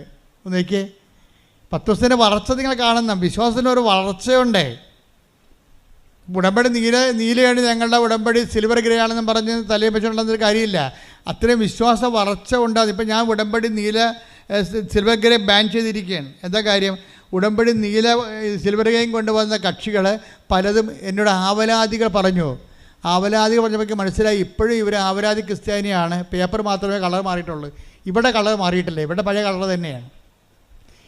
സിൽവർ ഗ്രേയിൽ ആൾക്കാർ വന്നിട്ട് പഴയ നക്കാപ്പിച്ച അവലാദി, ഇവർ ആദ്യം വന്ന കാലത്ത് പച്ച ഉടമ്പടിയായിരുന്ന കാലത്ത് ആവലാദി പറഞ്ഞ പോലെ ആ ആവലാദി തന്നെ സിൽവർ ഗ്രേയും പറയുന്നുണ്ടെങ്കിൽ ഇവർ പത്രം വാങ്ങിച്ച് കളർ മാറ്റിയെന്നല്ല, ഇവിടെ കളർ മാറിയിട്ടില്ല. ഇവർ പഴയ ആൾക്കാർ തന്നെ വിശ്വാസത്തിൽ ഇപ്പോഴും ABCD ആയിട്ടുള്ള ആ 4ാം ക്ലാസ് പഠിപ്പായിട്ട് നടക്കുകയാണ്. അതുകൊണ്ട് ഞാനിപ്പോൾ സിൽവർ ഗ്രേ ബാൻ ചെയ്ത് എനിക്കിനി ബോധ്യപ്പെടണം ഇവർ വിശ്വാസത്തിൽ വളർന്നു. കാര്യം വിശ്വാസത്തിലൊരു വളർച്ചയുണ്ട്. ഈ പത്രോസിൻ്റെ സ്റ്റാൻഡേർഡ് എന്തായിരുന്നു? 5 ഭർത്താക്കന്മാരുണ്ടായ സമറിയാക്കാരത്തിൻ്റെ സ്റ്റാൻഡേർഡായിരുന്നു. ഈ 2 കക്ഷികളും ഒരു കാലത്ത് കർത്താവിൻ്റെ വചനം ഒരുപോലെ മനസ്സിലാക്കിയ ആൾക്കാരാണ്. നമുക്കറിയാമല്ലോ സമറിയാക്കാരത്തെ കഥ നിങ്ങൾക്കറിയാമല്ലോ. ഒരു സ്ത്രീ വെള്ളം കോരാൻ വന്നു, സമറിയായിലൊരു സ്ത്രീ വെള്ളം കോരാൻ വന്നു. വെള്ളം കോരാൻ വന്നപ്പോൾ എവിടെയാണ് ഈ സമറിയ എന്നറിയണം. അതായത് ഇസ്രായേൽ ജനം വാഗ്ദാന പേടകവുമായിട്ട് വരണ്ട ഭൂമിയിലൂടെ ഉരുണ്ട് കയറിയ സ്ഥലമാണ്, വിശ്വാസത്താൽ കയറിയ സ്ഥലമാണ്. അവർ കാനാൻ ദേശത്ത് നിന്ന്, അവർ ഈജിപ്തിൽ നിന്ന് വരുമ്പോൾ ഈ കാനാൻ ദേശം ഈ ജോർദാൻ നദി മുറിച്ച് കയറുന്നത് സമറിയായിലാണ് കയറുന്നത്. അപ്പോൾ ഇസ്രായേൽ ജനം വിശ്വാസത്തിൻ്റെ വലിയ മുന്നേറ്റം നടത്തിക്കൊണ്ട് കയറിയ ആ ഒരു സ്ഥലത്താണ് ഈ കിണർ കുഴിച്ചിരിക്കുന്നത്. ആ വിശ്വാസത്തിൻ്റെ കിണറിലെ കർത്താവ് വരുമ്പോൾ ഒരു സ്ത്രീയെ കാണും. അവർ വെള്ളം കോരാൻ വന്നതാണ്. അപ്പോൾ കർത്താവ് അവളോട് ചോദിക്കും, എനിക്കിത്തിരി കുടിക്കാൻ തരുമോയെന്ന് ചോദിക്കും. അപ്പോഴുടനെ ഇവൾ ജാതി പറയും. ഉടമ്പടിക്ക് നമ്മൾ ജാതി പറയത്തില്ല. എന്താ കാര്യം? ദൈവം ഒറ്റ ജാതിയായിട്ട് നമ്മളെ സൃഷ്ടിച്ചിരിക്കണ കാരണം അവിടെ ജാതിയില്ല. ഉടമ്പടിക്ക് മതവും പറയത്തില്ല, പക്ഷേ ക്രിസ്തുവിനെ പറയും. എന്താ കാര്യം? ക്രിസ്തു എല്ലാവർക്കും വേണ്ടിയുള്ളതാണ്. കാര്യം 2:30 ലൂക്ക 2:30 എടുത്ത് ശ്രദ്ധിക്കട്ടെ. ഹല്ലേലൂയ, ഹല്ലേലൂയ, ഹല്ലേലൂയ, ഹല്ലേലൂയ, ഹല്ലേലൂയ. യേശുവേ നന്ദി. ഹല്ലേലൂയ, ഹല്ലേലൂയ. യേശുവേ ആരാധന, ആരാധന. ലൂക്ക 2:30 എന്തെന്നാൽ സകല ജനതകൾക്കും വേണ്ടി, സകല ജനതകൾക്കും വേണ്ടി അങ്ങ് ഒരുക്കിയിരിക്കുന്ന രക്ഷ എന്റെ കണ്ണുകൾ കണ്ടു കഴിഞ്ഞു. അപ്പൊ ക്രിസ്തുവിനെ ഒരുക്കിയിരിക്കുന്നത് ആരാണ്? ആർക്ക് വേണ്ടിയാണ്? സകല ജനങ്ങൾക്ക് വേണ്ടി. കൈയടിക്കട്ടെ, ശ്രദ്ധിക്കട്ടെ. ഹല്ലേലൂയ, ഹല്ലേലൂയ, ഹല്ലേലൂയ. ഹല്ലേലൂയ ഹല്ലേലൂയ ഹല്ലേലൂയ ഹല്ലേലൂയ ഹല്ലേലൂയ യേശുവേ സ്തുതി ഹല്ലേലൂയ. പരിശുദ്ധ പരമദിവ്യകാരുണ്യത്തിന് നേരവും ആരാധനയും സ്തുതിയും പുകഴ്ചയും ഉണ്ടായിരിക്കട്ടെ. നമ്മൾ ലൂക്ക യോഹന്നാന്റെ 21:6 കണ്ടിരിക്കുന്ന പത്രോസല്ലേ, എല്ലാവരെക്കാൾ അധികമായി സ്നേഹിച്ച പത്രോസ്. അങ്ങയുടെ ആദ്യത്തെ സാക്ഷരതാ നിലവാരം എന്തായിരുന്നു? അദ്ദേഹത്തിൻ്റെ ആദ്യത്തെ സാക്ഷാത് നിലവാരം ഈ 5 ഭർത്താക്കന്മാരുണ്ടായ സമറിയാക്കാരത്തിയുടെ അതേ സാംസ്കാരിക വചന ഗ്രഹണ നിലവാരമായിരുന്നു. അതറിയണമെന്നുണ്ടെങ്കിൽ ലൂക്ക യോഹന്നാന്റെ സുവിശേഷം 4:33 എടുത്തേ. യോഹന്നാൻ 4:33. ആരെങ്കിലും ഇവന് ഭക്ഷണം കൊണ്ടുവന്ന് കൊടുത്തിരിക്കുമോ എന്ന് ശിഷ്യന്മാർ പരസ്പരം പറഞ്ഞു.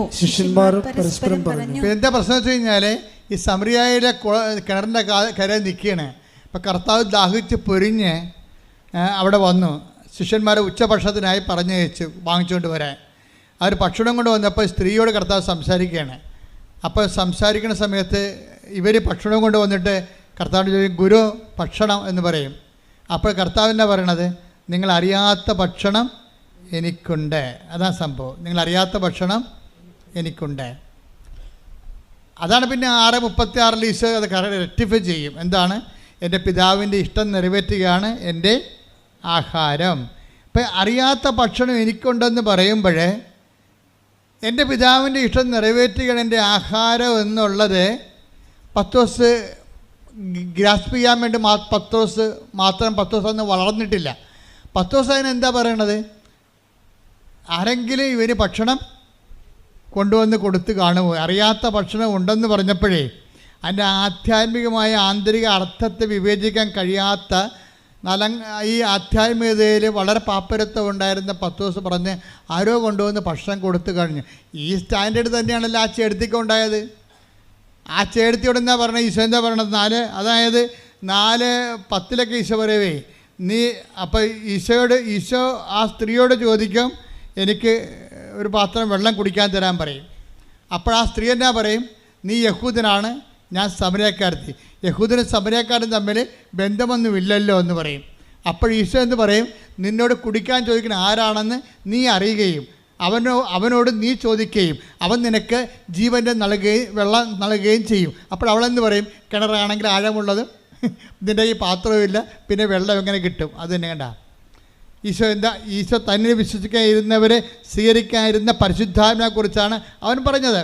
പരിശുദ്ധാത്മാവിനെക്കുറിച്ചാണ് പറഞ്ഞത്. പക്ഷേ ആ ചേർത്തി പൊട്ടക്കിണറ്റിലെ വെള്ളമായിട്ടാണ് കണക്കാക്കിയത്. ഈ 2 കക്ഷികളും തോറ്റിരിക്കണം അവിടെ. കർത്താവിന് ക്രിസ്തുവിനെ മനസ്സിലാക്കാൻ 2 കക്ഷികളും തോറ്റു, ഒരുപോലെ തോറ്റു. കൂടെ നടന്ന പത്രോസിനും വിവരമില്ല. അതുപോലെ തന്നെ കിടനവാക്കി കണ്ടുമുട്ടിയ ആ സ്ത്രീക്ക് 2 പേർക്കും ഒരേ സാക്ഷരതയാണ്. ഈ സാക്ഷരതയിൽ നിന്നാണ് ഇനി വളർന്ന് വരേണ്ടത്. അപ്പം നിങ്ങൾ ഓർക്ക് നിങ്ങൾക്കൊരു അനുഗ്രഹം കിട്ടിയെന്ന് പറയുമ്പോൾ ക്രിസ്തു നിങ്ങളുടെ പോകല്ലാന്ന് വിചാരിക്കരുത്. ക്രിസ്തു പോക്കറ്റിൽ ചാടിപ്പോയെന്ന് ഞാൻ പറയത്തുള്ളൂ. ഒരു അനുഗ്രഹം കിട്ടിക്കഴിയുമ്പോൾ നിങ്ങൾ തെറ്റിദ്ധരിച്ചു. നിങ്ങളെ ഇനിയിപ്പോൾ എന്ത് ചോദിച്ചാലും ദൈവം തരും, ആര് ചോദിച്ചാലും ദൈവം തരുമെന്ന്. പക്ഷേ അങ്ങനെയല്ല. അതൊരു ആദ്യ നിലവാരം.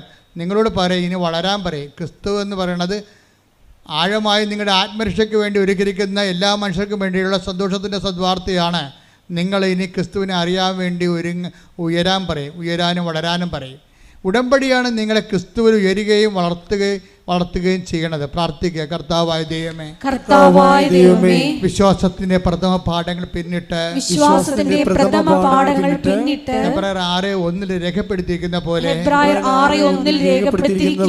പക്വതയിൽ വളരുവാൻ ക്രിസ്തുവിനെ കുറിച്ച് അങ്ങയെക്കുറിച്ചുള്ള അറിവിനാൽ ഞങ്ങളെ ആഴപ്പെടുത്തണമേ.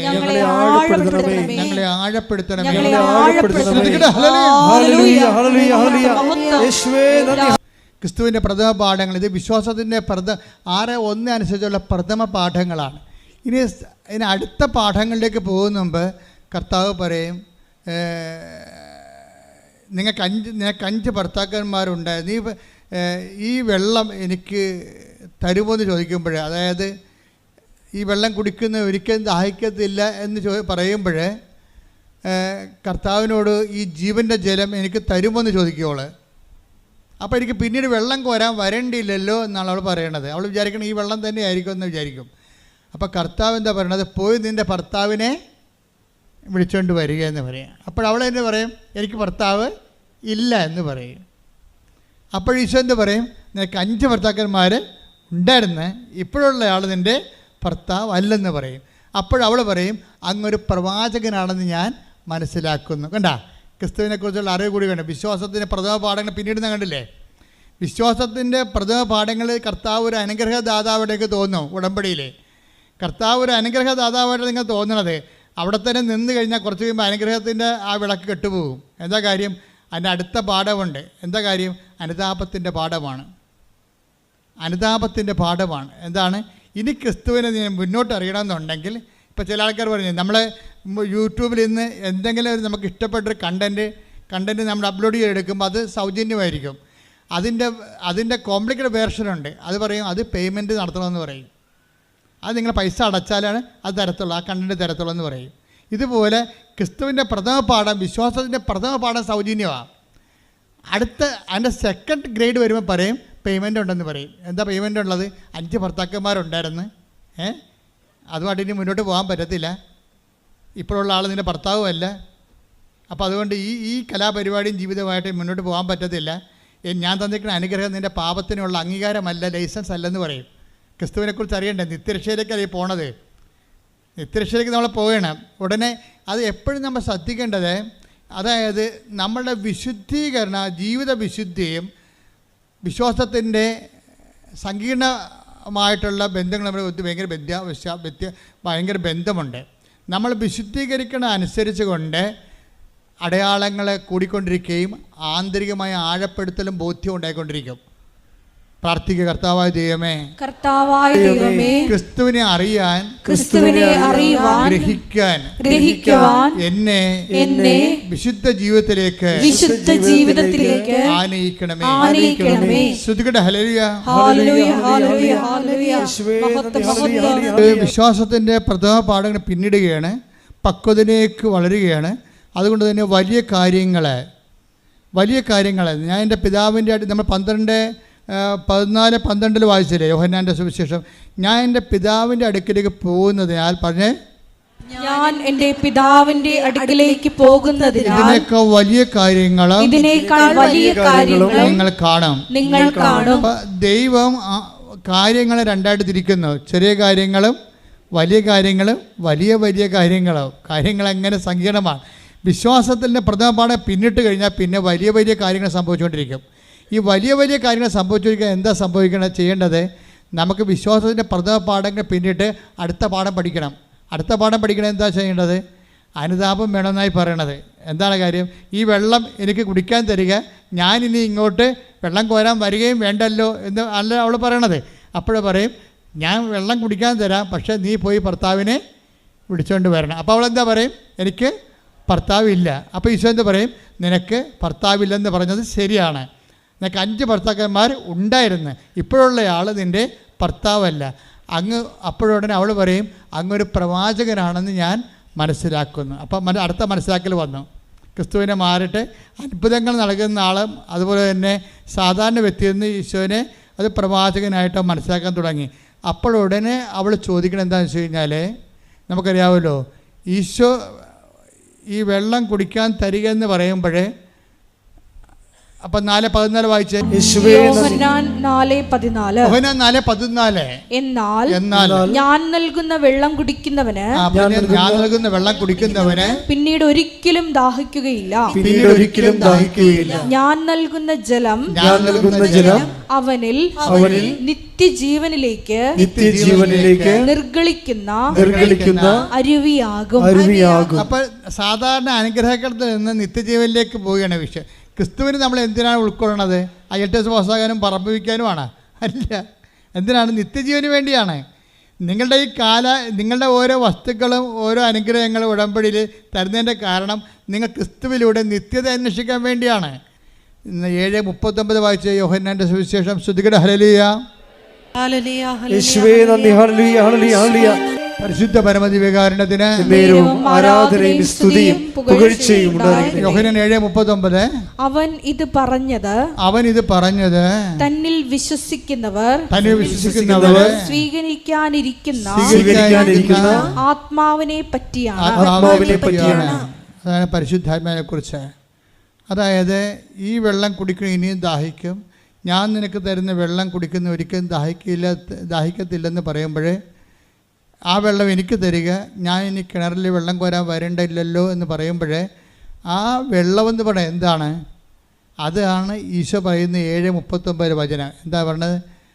അത് തന്നിൽ വിശ്വസിക്കുന്നവർ പറഞ്ഞേ, അത് തന്നിൽ വിശ്വസിക്കുന്നവർ സ്വീകരിക്കാനിരിക്കുന്ന പരിശുദ്ധാത്മാവിനെ കുറിച്ചാണ്. അപ്പൊ നമുക്കൊരു അനുഗ്രഹം കിട്ടിക്കഴിഞ്ഞാൽ, വിശ്വാസത്തിന്റെ പ്രഥമ പാഠം കഴിഞ്ഞാൽ പിന്നെ പക്വതയ്ക്ക് വളരണം എങ്ങനെയാണ്? പരിശുദ്ധാത്മാവിനെ സ്വീകരിച്ചുകൊണ്ടാണ്. അതാണ് കർത്താവ് പറഞ്ഞത്. മനസ്സിലായില്ലേ? എന്ന് പറഞ്ഞാൽ പക്വതയ്ക്ക് വളരണം എങ്ങനെയാണ്? പരിശുദ്ധാത്മാവിനെ സ്വീകരിച്ചുകൊണ്ടാണ്. പരിശുദ്ധാത്മാവിനെ സ്വീകരിക്കാൻ എന്തിനു വേണ്ടിയാണ്? അനുദിന ജീവിതത്തിന് വേണ്ടിയുള്ളതല്ല, നിത്യതയ്ക്ക് വേണ്ടി കൂടിയുള്ളതാണ്. വീട്ടിലെ അപ്പം ഒരു അനുഗ്രഹം കിട്ടി സാക്ഷ്യം പറഞ്ഞാൽ നിങ്ങൾ പിന്നെ പ്രാർത്ഥിക്കേണ്ടത് എന്താണ്? കർത്താവേ, നിൻ്റെ വരദാനമായ പരിശുദ്ധാത്മാവിനാൽ എൻ്റെയും എൻ്റെ കുടുംബത്തെ നിറക്കണമേ. പറഞ്ഞേ, കർത്താവേ, നിൻ്റെ വരദാനമായ പരിശുദ്ധാത്മാവിനാൽ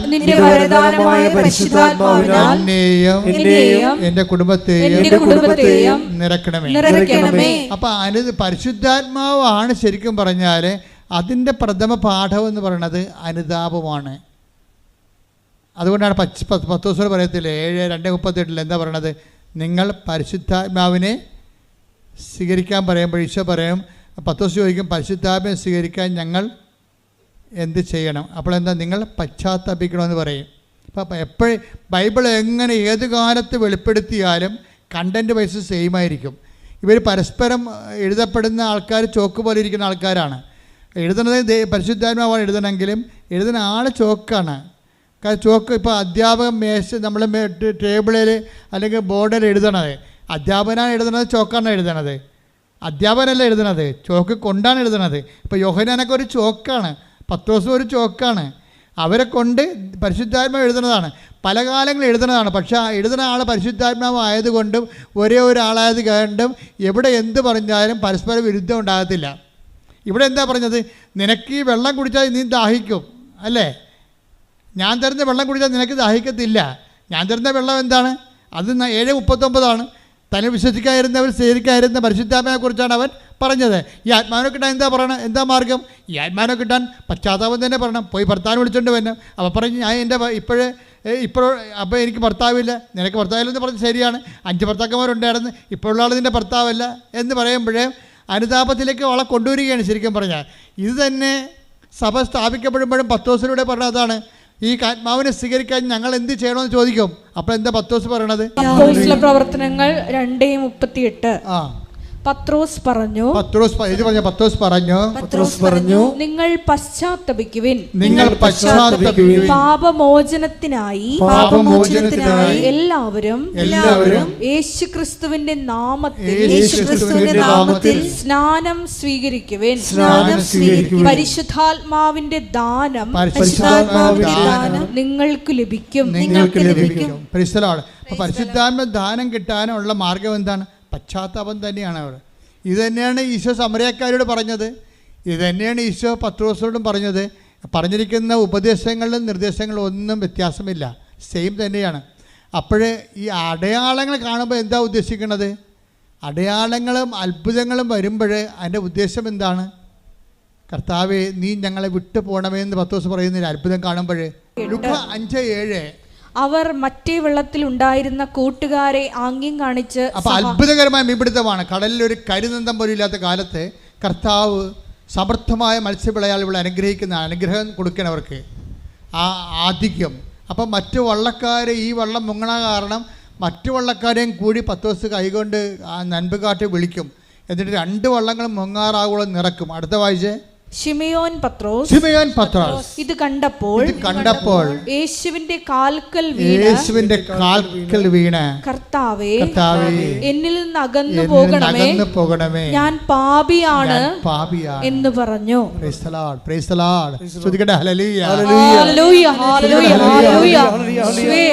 ഒരു സെക്ഷൻ കഴിയുമ്പോഴാണ് വലിയ കാര്യങ്ങൾ സംഭവിക്കുന്നത്. കർത്താവ് കാര്യങ്ങൾ എന്താണ് സംഭവിച്ചിരിക്കുന്നത്? കർത്താവ് കാര്യങ്ങളെ രണ്ടായിട്ട് തിരിക്കുന്നു. ചെറിയ കാര്യങ്ങളും ഇവയേക്കാൾ വലിയ കാര്യങ്ങളും. വലിയ കാര്യങ്ങൾ സംഭവിക്കുന്നത് എപ്പോഴാണ്? ഞാൻ എൻ്റെ പിതാവിൻ്റെ അടുത്ത് പോവുകയും ഇതിനേക്കാൾ വലിയ കാര്യങ്ങൾ നിങ്ങൾ ദർശിക്കുകയും ചെയ്യുമെന്ന് പറയും. ഈ വലിയ കാര്യങ്ങൾ നമ്മൾ ദർശിക്കുന്നത് എപ്പോഴാണ്? കർത്താവ് പിതാവിൻ്റെ അടുത്ത് പിതാവിൻ്റെ അടുത്ത് പോണത് എന്തിനു വേണ്ടിയാണ്? ഞാൻ എൻ്റെ പിതാവിനോട് ചോദിക്കുകയും. Take the word of God. യോഹന്നാൻ 14:16 ഞാൻ പിതാവിനോട് അപേക്ഷിക്കുകയും. അതാണ് പിതാവിൻ്റെ അടുത്ത് പോകണം. നമ്മൾ വലിയ കാര്യങ്ങൾ ദർശിക്കേണ്ടത് എങ്ങനെയാണ്? ഞാൻ പിതാവിൻ്റെ അടുത്ത് പോകുമ്പോൾ വലിയ കാര്യങ്ങൾ ദർശിക്കുമെന്ന് പറഞ്ഞാൽ പോകുമ്പോൾ എന്താണ് സംഭവിക്കുന്നത്? 14:16 എന്താ പറയണത്? ഞാൻ എൻ്റെ പിതാവിനോട് അടുത്ത് പോവുകയും പിതാവിനോട് ചോദിക്കുകയും. അടുത്ത വായിച്ച എന്നേക്കും നിങ്ങളോട് കൂടെ എന്നേക്കും പറഞ്ഞ എന്നേക്കും നിത്യത വരെ നിങ്ങളോട് കൂടെ ആയിരിക്കുവാൻ മറ്റൊരു സഹായകനെ അവിടുന്ന് നിങ്ങൾക്ക് തരികയും ചെയ്യും. ശ്രദ്ധിക്കട്ടെ. ഹല്ലേലൂയ. പശ്ചാത്താപത്തിൻ്റെ കണ്ടന്റ് വൈസ് പാപത്തെക്കുറിച്ചുള്ള ഒരു ദുഃഖമോ പാപം ഉപേക്ഷിക്കലോ മാത്രമല്ല, മറിച്ച് എന്താണ്? ഇവർ രണ്ടുപേരും, ഈ പത്രോസും സമരിയക്കാരത്തിയും ക്രിസ്തുവിലേക്ക് വരുന്നതിന് മുമ്പ് ഒരു ട്രാൻസിഷൻ സംഭവിക്കുന്നുണ്ട്. രണ്ടുപേരും അതായത് പത്രോസ് നീ ക്രിസ്തുവാണെന്ന് പറയുന്ന ഇടവേതാണെന്നറിയാവോ? Caesarea Philippi. അതായത് ഫിലിപ്പ് എന്ന് പറഞ്ഞ ഒരു ഗവർണറാണ്, ഇസ്രായേലിലെ ഗവർണറാണ്. കെസർ എന്ന് പറഞ്ഞ സീസർ, റോമിലെ ചക്രവർത്തിക്ക് വേണ്ടി ഭരിക്കുന്ന ടെട്രാക്കായ പ്രവിശ്യ തലവനായ ഫിലിപ്പ് ഒരു ദേവാലയം പണിതു. അതാണ് കെസറിയ ഒരു സിറ്റി പണിതിട്ട് അവിടെ ഒരു വലിയ ക്ഷേത്രം പണിയും. അതിൻ്റെ പുറത്ത് കുറേ ദേവതകളെ സൃഷ്ടിക്കുക. ആ ദേവതകളുടെ മുമ്പിൽ കെസറിയ ഫിലിപ്പിയിലാണ് ഈ പത്രോസ് വന്ന് പെടുന്നത്. അവിടെ വെച്ചാണ് കർത്താവ് ചോദിക്കുന്നത്, whom do you say that I am? Take the word of God. മത്തായി 16:13. യേശു കേസറിയ ഫിലിപ്പി പ്രദേശത്തെത്തിയപ്പോൾ ശിഷ്യന്മാരോട് ചോദിച്ചു, മനുഷ്യപുത്രൻ ആരെന്നാണ് ജനങ്ങൾ പറയുന്നത്? അവിടെയാണ് വിഷയം വന്നത്. കാര്യം ഈ ഫിലിപ്പ് ഗവർണറെ ഈ സീസറിനെ പ്രോത്സാഹിപ്പിക്കാൻ വേണ്ടി അദ്ദേഹത്തിൻ്റെ പല വിഗ്രഹങ്ങളെ ഇവിടെ സ്ഥാപിച്ചിട്ടുണ്ട്. ചക്രവർത്തിയുടെ വിഗ്രഹമുണ്ട്, പിന്നെ കുറേ ചക്രവർത്തി ആരാധിക്കുന്ന ഡയാന ദേവിയുടെ വിഗ്രഹമുണ്ട്. പല വിഗ്രഹങ്ങൾ ഇങ്ങനെ ഈ മട്ടുപ്പാവൂർ ഈ കെസറിയ ഫിലിപ്പിയുടെ ക്ഷേത്രത്തിന് മുകളിലുണ്ട്. അപ്പോൾ പത്രോസിൻ്റെ ഇതിന് മുമ്പ് നിർത്തിയിട്ടാണ് ചോദിക്കുന്നത്, whom do you say that I am? എന്ന് ചോദിക്കുമ്പോൾ പത്രോസ് ഈ ക്ഷേത്രങ്ങളുടെ മുകളിലിരിക്കുന്ന എല്ലാ വിഗ്രഹങ്ങളെയും ഇങ്ങനെ നോക്കും. അപ്പോൾ ബറൂക്കിൻ്റെ പുസ്തകത്തിൽ എഴുതിയിട്ടുണ്ട്, എന്താണ്? അവയ്ക്ക് കണ്ണുണ്ട് പക്ഷെ കാണുന്നില്ല, അവയ്ക്ക് ചെവി കൊണ്ട് പക്ഷെ കേൾക്കുന്നില്ല, അവ സംസാരിക്കുന്നില്ല, അവയ്ക്ക് ജീവനില്ല. ഇത്രയും മനസ്സിലാക്കിയിട്ട് പത്രോസ് ഒരു നെടുവീർപ്പോടെ പറയും, ഇതുപോലെയുള്ള കണ്ണ് കാണാത്ത ചെവി കേൾക്കാത്ത ജീവനില്ലാത്ത ദൈവമല്ല നീ. You are Christ the son of the living God. നീ ജീവിക്കുന്ന ദൈവത്തിന്റെ പുത്രനായ മിശിഹ. കൈയടിക്കട്ടെ,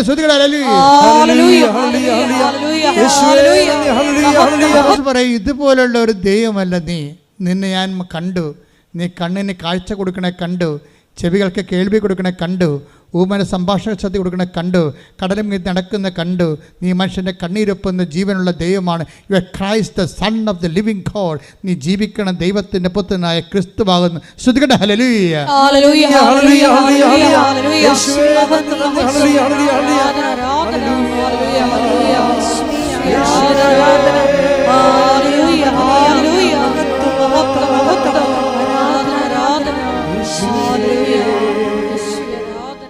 ജീവനുള്ള ദൈവത്തിൻ്റെ മിശിഹ പുത്രനാണ് നീ എന്ന് പറഞ്ഞ സമയത്ത് ഈശോ പറഞ്ഞു, ഇവിടെ വെച്ച് സാക്ഷരത, ഈ ക്ലാസ് അവസാനിക്കുകയാണ്. കർത്താവ് പറഞ്ഞു, ഈ ക്ലാസ് ഇവിടെ വെച്ച് അവസാനിക്കുകയാണ്. ഈ proclaim me myself as a Messiah, നീ എന്നെ മിസ്ഹായായിട്ട് രക്ഷകനായിട്ട് ദൈവപുത്രനായിട്ട് ഏറ്റു പറഞ്ഞു. അത് നീയല്ല, അത് ഐ നോ ഇറ്റ്, അത് നീയല്ല, എൻ്റെ പിതാവിൻ്റെ പരിശുദ്ധാത്മാവാണ് നിന്നിലൂടെ സംസാരിച്ചത്. അപ്പോൾ അതാണ് നിനക്ക്. പക്ഷേ പിന്നെ ഈശോ പറയും, ഈ പറഞ്ഞത് നമ്മൾ ഇവിടെ വെച്ച് അവസാനിപ്പിക്കുകയാണ്. ഇനി ഇതിന് പേയ്മെൻ്റ് ഉണ്ട്. ഇത് നീ അറിഞ്ഞു, അത് അനുഭവമാക്കുന്നതിന് വേണ്ടി പേയ്മെൻ്റ് ഉണ്ടെന്ന് പറയും. അതാണ് അതിനുശേഷം അവൻ പറയാൻ തുടങ്ങിയിട്ടുണ്ട്. എന്താ പറഞ്ഞത്? അതിൻ്റെ താഴെയുള്ള വീടാർപ്പണ പ്രവചനം വായിച്ച് 17 താഴെയുള്ളത് 16:21. അപ്പോൾ മുതൽ ഇപ്പോൾ മുതലാണ് സംഭവിക്കുന്നത്. എന്താണ് അപ്പോൾ മുതൽ? യേശു അത് ക്രിസ്തുവാണെന്നുള്ള അറിവിൽ കൊണ്ടേ 10 ദിവസം എത്തിച്ചു. ആ ക്ലാസ് അവിടെ സ്റ്റോപ്പ് ചെയ്തു. അപ്പോൾ മുതൽ യേശു തനിക്ക് ജെറുസലേമിലേക്ക് പോകേണ്ടിയിരിക്കുന്നുവെന്നും ശ്രേഷ്ഠന്മാരിൽ നിന്നും പ്രധാന പുരോഹിതന്മാരിൽ നിന്നും നിയമജ്ഞരിൽ നിന്നും വളരെയേറെ സഹിക്കേണ്ടി വരുമെന്നും താൻ വധിക്കപ്പെടുമെന്നും എന്നാൽ മൂന്നാം ദിവസം ഉയർപ്പിക്കപ്പെടുമെന്നും ശിഷ്യന്മാരെ അറിയിച്ചു തുടങ്ങി. രണ്ടാമത്തെ അറിയിപ്പ് തുടങ്ങുകയാണ്. ആ ക്ലാസ് മാറുക പക്വതയിലേക്ക്. നമുക്ക് വിശ്വാസത്തിൻ്റെ പ്രഥമ പാഠങ്ങൾ പിന്നിട്ട് പക്വതയിലേക്ക് വളരാൻ വേണ്ടി പറയുമ്പോൾ പക്വതയിൽ ക്രിസ്തുവിനെ നിത്യതയുടെ അച്ചാരമായിട്ട് കണ്ടെത്തിയവൻ, അതിൻ്റെ മുഴുവൻ തുക കൊടുത്താൽ മാത്രമേ ഇത് മൊത്തമായിട്ട് നമ്മുടെ സ്വന്തമായിട്ട് മാറത്തുള്ളൂ. നീ ക്രിസ്തുവാണെന്ന് പറയുമ്പോൾ നമ്മൾ അഡ്വാൻസ് കൊടുക്കുകയാണ്, ദാറ്റ്സ് ഓക്കെ. പക്ഷെ അച്ചാരം മാത്രമാണത്. അതിൻ്റെ മുഴുവൻ തുകയും കൊടുക്കണം. അതിനകത്ത് പേയ്മെൻ്റ് ഉണ്ട്. കുറച്ച് ക്രിസ്തുവിനെ പ്രതി കുറച്ച് ക്ലേശങ്ങളുണ്ട്, അല്ലേ? അതാ ക്ലേശങ്ങൾ ക്രിസ്തുവിനെ പ്രതി എടുക്കണം. നമുക്കുണ്ടാകുന്ന ചില ക്ലേശങ്ങളെ അത് കുറച്ച് ലോങ് ചെയ്യുന്നതാണെങ്കിൽ അത് നിങ്ങൾ ക്രിസ്തുവിനെ പ്രതിയാക്കണം. കാര്യം നിങ്ങൾ പറയും ഉടമ്പടി എടുത്തിട്ട് 5 കാര്യങ്ങളും നടന്നു, ഭർത്താവിൻ്റെ സംശയം മാത്രം മാറിയില്ലെന്ന് പറയും. ഇപ്പോൾ ഒന്നും മാറാത്ത പോലെയാണ് ഈ പന്നി പറയണത്. അതാണ് പ്രശ്നം. ഈ 5 കാര്യങ്ങൾ ഉടമ്പടി എടുത്ത് നടന്നു, ഭർത്താവിൻ്റെ സംശയം മാത്രം മാറിയില്ലെന്ന് പറയും. അപ്പോൾ ഇവർക്ക് 5 കാര്യങ്ങൾക്കും ഇവർക്ക് ഒന്നും നടക്കാത്ത പോലെയുള്ള ആളിഞ്ഞ മോന്തമായിട്ടാണ് ഇവർ കസാരം കെട്ടി എഴുന്നള്ളിക്കുന്നത്. ദാറ്റ് മീൻസ് എന്താണ്? നിങ്ങൾ ക്രിസ്തുവിനെ അറിഞ്ഞിട്ടില്ല എന്നതിൻ്റെ അർത്ഥം. നിങ്ങൾ അറിഞ്ഞിട്ടില്ല എന്ന് പറയും. അവിടെ എൻ്റെ വിഷയം എന്ന് പറയണത് ഈ സംശയമെന്ന് പറയുന്നത് ചില സമയത്ത് ഒരു 5 കൊല്ലം കൂടി എടുക്കുമെന്ന് വിചാരിച്ചു. അത്രയും കാലമുള്ള ക്ലേശങ്ങളെ ക്രിസ്തുവിനെ പ്രതി എടുക്കണം. എന്നെ അനുഗമിക്കാൻ ആഗ്രഹിക്കുന്നവൻ. മത്തായി 16:24. മത്തായി 16:24. യേശു ശിഷ്യന്മാരോട് അരുൾ ചെയ്തു.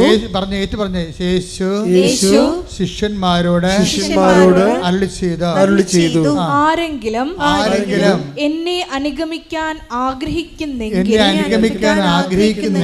അവൻ തന്നെ തന്നെ പരിത്യജിച്ച് തന്റെ കുരിശുമെടുത്ത് എന്നെ അനുഗമിക്കട്ടെ.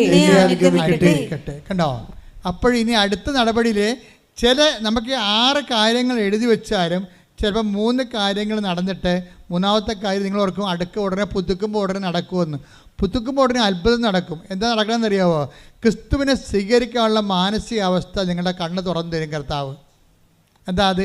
നിങ്ങളിപ്പോൾ അനുഭവിക്കുന്ന ക്ലേശങ്ങളെ കർത്താവിൻ്റെ നാമത്തിൽ ദൈവസ്നേഹത്തോടെ എടുത്താൽ ക്രിസ്തുവിനെ നിങ്ങൾക്ക് കിട്ടുമെന്ന് പറഞ്ഞു തരും. അതും അതിലെ പരിശുദ്ധാത്മാവിന് നിത്യതയും കിട്ടും.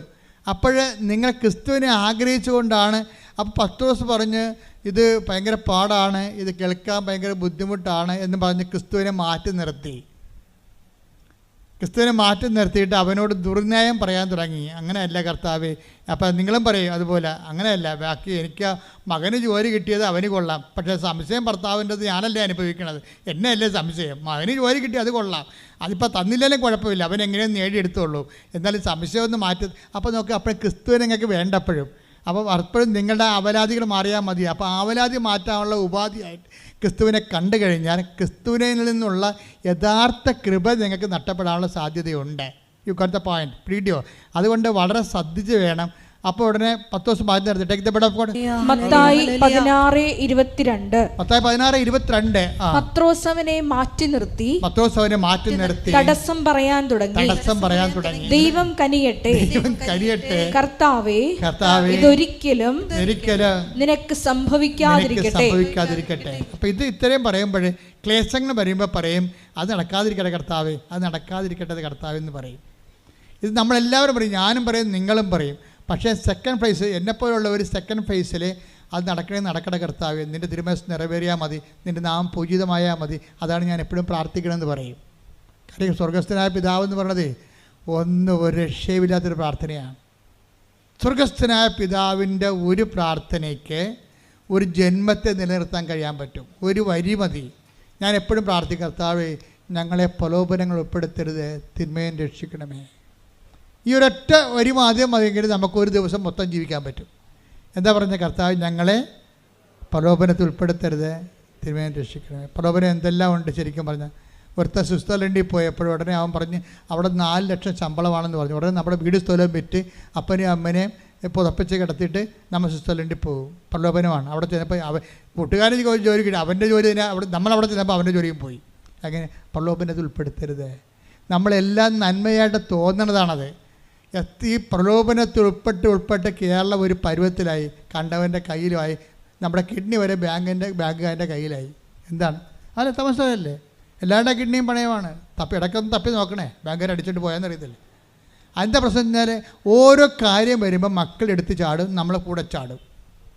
എന്നാൽ ക്യാമറ വെള്ളത്തിലോട്ട് പോട്ടെ, ആ വെള്ളത്തിലോട്ട് പോട്ടെ.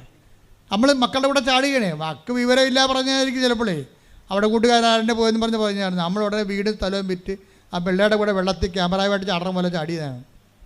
അങ്ങനെ വരുമ്പോൾ ഞങ്ങളെ എപ്പോഴും നമ്മൾ ഇത് പ്രാർത്ഥിക്കണം. എന്താണ്? ഞങ്ങളെ സ്വർഗസ്ഥനായ പിതാവ് മൊത്തം പ്രാർത്ഥിക്കുന്നതിനേക്കാളും അത് നിങ്ങൾ പ്രാർത്ഥിച്ചോ, പക്ഷേ അതിൻ്റെ ഓരോ വരിയും രാവിലെ എഴുന്നേൽക്കുമ്പോൾ അന്നു വേണ്ട ആഹാരം ഇത് ഞങ്ങൾക്ക് തരണമേ, അന്ന് ഇന്നത്തെ കാര്യം നടത്തി തരണമെന്നാണ്. അതിൽ ഏറ്റവും വലിയ സംഭവം വരും അത്.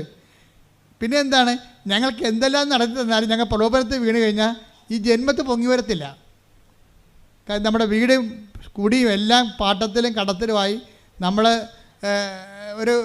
ഒരു മെത്തയുടെ പരസ്യം കാണുമ്പോൾ തോന്നും, ഒരു മെത്തയുടെ പരസ്യം കണ്ട് പപ്പ നല്ല മെത്ത, നല്ല അടി, നമുക്കതൊരെണ്ണം മേടിക്കണം. എന്തിനാണ്? വാടക വീട്ടിൽ ഇടാനാണ്. അപ്പം ചോദിക്കണം അതാണ്. ഈ പരസ്യം കാണുമ്പോൾ മക്കൾ ചാടും, പക്ഷെ അപ്പം പറയും ഇത് നമ്മൾ വാടക വീട്ടിൽ കൊണ്ടുപോയിട്ട് കഴിഞ്ഞാൽ അയാൾ ഇറങ്ങാൻ വരുമ്പോൾ ഈ മെത്തയും കൂടി വലിച്ചോണ്ട് ഇപ്പം നമുക്ക് വെറുതെ പോയാൽ മതി.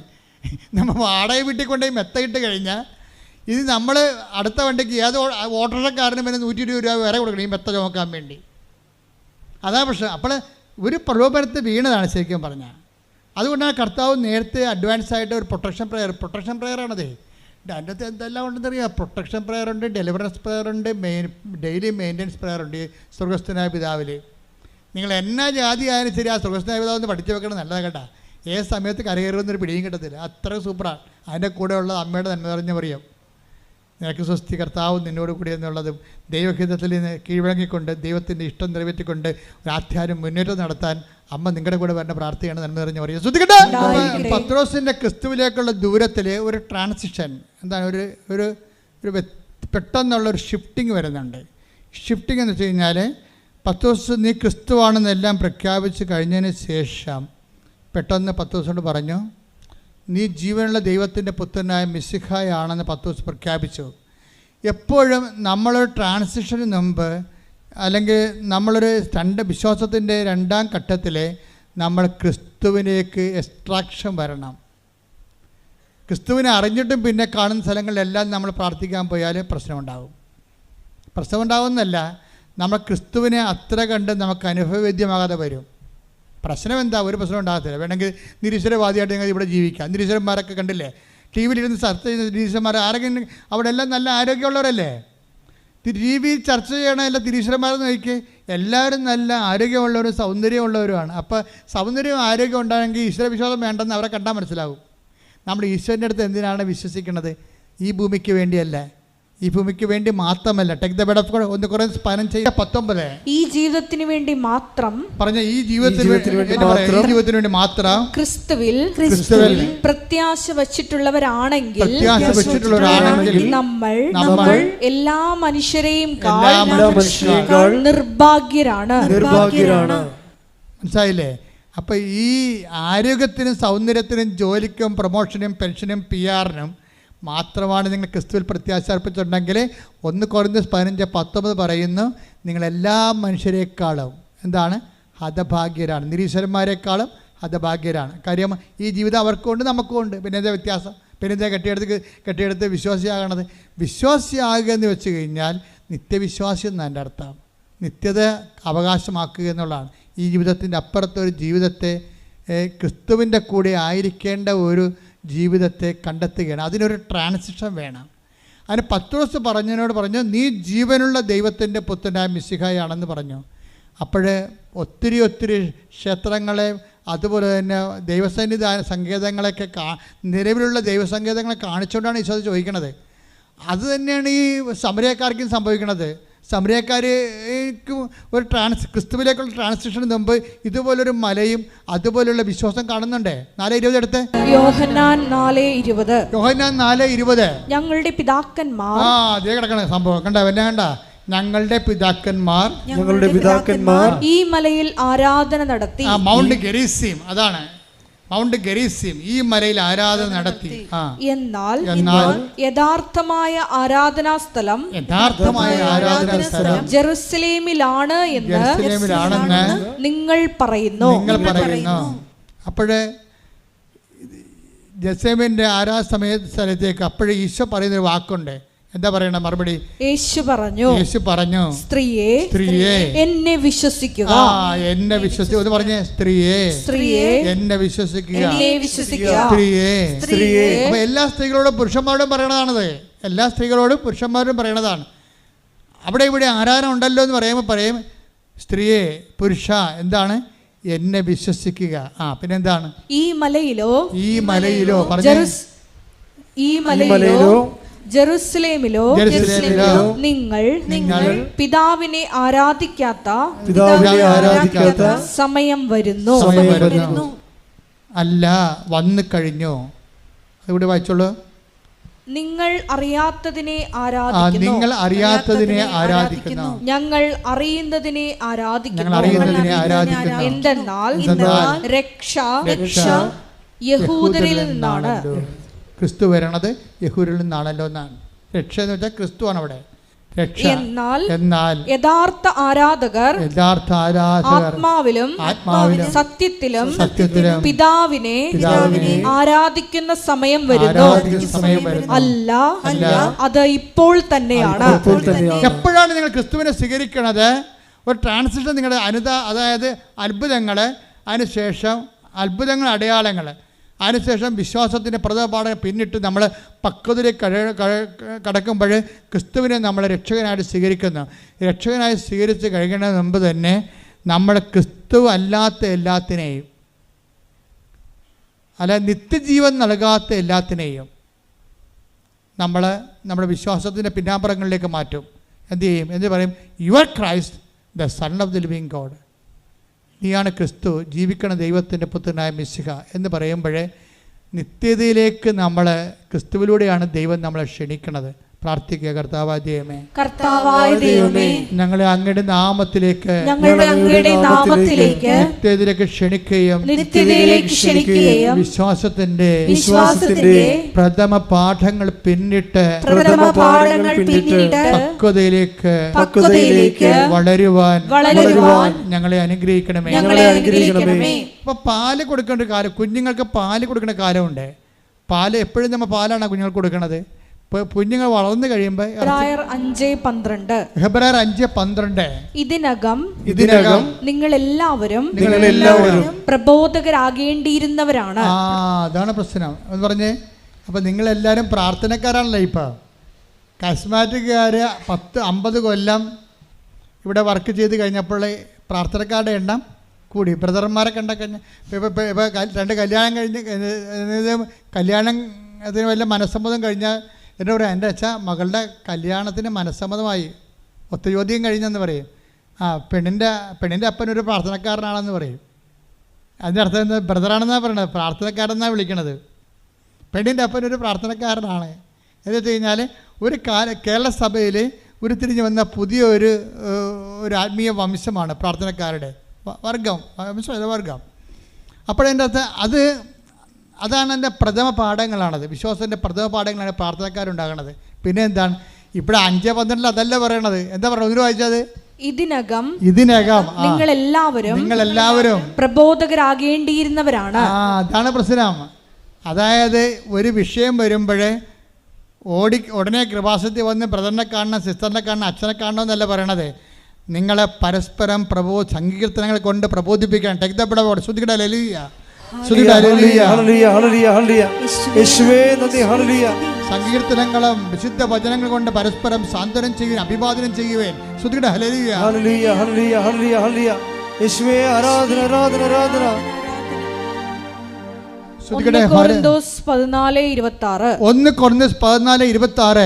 നിങ്ങൾ സമ്മേളിക്കുമ്പോൾ, ഒന്ന് പറഞ്ഞ, നിങ്ങൾ സമ്മേളിക്കുമ്പോൾ, നിങ്ങൾ സമ്മേളിക്കുമ്പോൾ, നിങ്ങൾ സമ്മേളിക്കുമ്പോൾ, നിങ്ങൾ സമ്മേളിക്കുമ്പോൾ ഓരോരുത്തർക്കും ഒരു സങ്കീർത്തനമോ സാരോപദേശമോ പ്രബോധനമോ സാരോപദേശമോ വെളിപാടോ ഭാഷയോ വ്യാഖ്യാനമോ ഉണ്ടായിരിക്കും. ഇവയെല്ലാം ആത്മീയോത്കർഷത്തിനായി ഉപയോഗപ്പെടുത്തുകയും ചെയ്യട്ടെ. കണ്ടില്ലേ? അപ്പോൾ ഒരു സങ്കടക്കാരൻ വന്നു കഴിഞ്ഞാൽ ഉടനെ നിങ്ങൾ പറയേണ്ടത് എന്താണ്? ഉടനെ അച്ഛന് കൃപാസനത്തിൽ പോകാൻ പറയും. കൃപാസനത്തിൽ പോകാൻ പറയേണ്ടെന്നല്ല പറയേണ്ടത്, നിങ്ങൾ വളരണമെന്നാണ് പറയണത്. എന്താ കാര്യം? നിങ്ങൾ ഇതിനകം എബ്രായർ 5:12 എന്താ പറയണത്? ഇതിനകം നിങ്ങൾ പ്രബോധകരാകേണ്ടിയിരുന്നവരാണ്. അത് തന്നെയാണ് ഈ പറഞ്ഞ് വായിച്ചിരിക്കണം. ഇത് 1 കൊരിന്തോസ് ഇപ്പോൾ അപ്സം വായിച്ച വചനം ഏതാണ്? 1 കൊരിന്തോസ് 14:26. 1 കൊരിന്തോസ് 14:26. നിങ്ങൾ സമ്മേളിക്കുമ്പോൾ ഓരോരുത്തർക്കും ഒരു സങ്കീർത്തനമോ സാരോപദേശമോ വെളിപാടോ ഭാഷയോ വ്യാഖ്യാനമോ ഉണ്ടായിരിക്കട്ടെ. ഇവയെല്ലാം ആത്മീയോത്കർഷത്തിനായി ഉപയോഗപ്പെടുത്തുകയും ചെയ്യട്ടെ. ഇന്നിപ്പോഴ് ഉടമ്പടി എടുത്ത പലർക്കും വെളിപാടുണ്ട്. ഉടമ്പടി എടുത്ത് പലർക്കും വചനങ്ങൾ അറിയാം. കാര്യം എല്ലാ ദിവസവും ഒരു വചനം വായിക്കുന്നുണ്ട്, വചനം കേൾക്കുന്നുണ്ട്. അപ്പോൾ ഞാൻ ആദ്യം പറഞ്ഞ സഹോദരി രാത്രി 2 മണി വരെ ഇരുന്നാണ് ഈ സാക്ഷ്യങ്ങൾ വചനം കേൾക്കണത്. അപ്പോൾ അങ്ങനെ പ്രാർത്ഥനയെ വ്യാപരിക്കുമ്പോൾ നമ്മളൊരാളൊരു സങ്കടം പറഞ്ഞാൽ നമ്മൾ ഉടനെ അവരോട്, ഇപ്പോൾ ഇന്നലെ ഒരു സാക്ഷ്യം ഞാൻ കേട്ടു. എന്താ പ്രശ്നം എന്ന് വെച്ച് കഴിഞ്ഞാൽ, അവൾ മാതാവിൻ്റെ മുമ്പ് നിൽക്കുകയാണ്. അവളുടെ മകള് എന്തോ പരീക്ഷയുടെ കാര്യത്തിന് ഭയങ്കരമായ സംഘർഷത്തിലാണ്. അപ്പോൾ ഉടനെ അവിടെ അമ്മ പറയും, 7 മാതാവ് കാണിക്കുന്നുണ്ട് മോളെ, 7-ാം തീയതി ആയിരിക്കും നിൻ്റെ കാര്യങ്ങൾ ചെയ്യുക എന്ന് പറയും. അപ്പോൾ വെളിപാടല്ലേ അത്? ആ 7-ാം തീയതി 6-ാം തീയതി ആണെങ്കിൽ ആ പേപ്പർ വന്നെങ്കിലും അവൾ അഡ്മിഷൻ കിട്ടിയിരിക്കുന്നത് 7-ാം തീയതിയാണ് അമ്മ പറഞ്ഞ്. അതാണ് ഇന്നലെ കേട്ട സാക്ഷ്യം. 7 മാതാവ് കാണിക്കുന്നുണ്ട് മകളെ, നിൻ്റെ കാര്യം നടക്കണം 7-ാം തീയതി ആയിരിക്കും. അത് വെളിപാടല്ലേ? അപ്പോൾ ഇന്ന് സാധാരണ അമ്മമാർക്ക് പോലും, നിങ്ങളുടെ പിതാക്കന്മാർ സ്വപ്നങ്ങൾ കാണും, യുവാക്കന്മാർക്ക് ദർശനങ്ങൾ ഉണ്ടാകുമെന്ന് പറയുന്നത് ഏറ്റവും പെട്ടെന്ന് നടക്കുന്നത് എവിടെയാണ്? ഉടമ്പടിയിലാണ്. കൈയടിക്കട്ടെ, ശ്രദ്ധിക്കട്ടെ. ഹല്ലേലൂയ, ഹല്ലേലൂയ, ഹല്ലേലൂയ, ഹല്ലേലൂയ.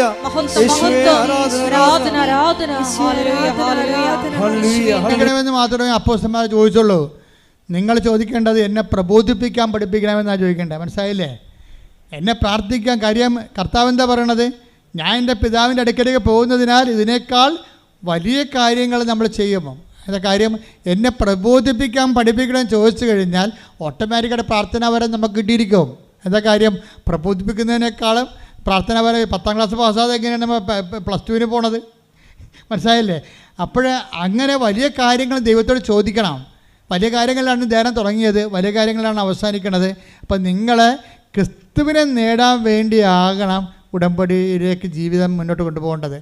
ക്രിസ്തു പ്രധാനപ്പെട്ട ഫോക്കൽ പോയിൻ്റായി കഴിഞ്ഞാൽ ബാക്കിയുള്ളെല്ലാം ദൈവം നിങ്ങൾക്ക് ചേർത്ത് നൽകുകയും നമ്മൾ ചെയ്യേണ്ട ജോലി ദൈവം നമുക്ക് വേണ്ടി ചെയ്യുകയും ചെയ്യും. ദൈവത്തിൻ്റെ ജോലി നമ്മൾ ചെയ്തുകൊണ്ട് നിത്യതയിലേക്ക് വിജയകരമായി പ്രവേശിക്കുകയും ചെയ്യും. കൈയടിച്ച് കർത്താവിനെ സ്തുതിക്കട്ടെ. ഹല്ലേലൂയ, ഹല്ലേലൂയ, ഹല്ലേലൂയ, ഹല്ലേലൂയ, ഹല്ലേലൂയ. യേശുവേ നന്ദി, ഹല്ലേലൂയ, ഹല്ലേലൂയ, ഹല്ലേലൂയ, ഹല്ലേലൂയ. യേശുവേ ആരാധന, ആരാധന, ആരാധന. യേശുവേ മഹത്വം, മഹത്വം, മഹത്വം. ഹല്ലേലൂയ, ഹല്ലേലൂയ, ഹല്ലേലൂയ. എല്ലാവരും എഴുന്നേൽക്കട്ടെ, എല്ലാവരും എഴുന്നേൽക്കട്ടെ. ആരാധനയും സ്തുതിയും പുകഴ്ചയും ഉണ്ടായിരിക്കട്ടെ.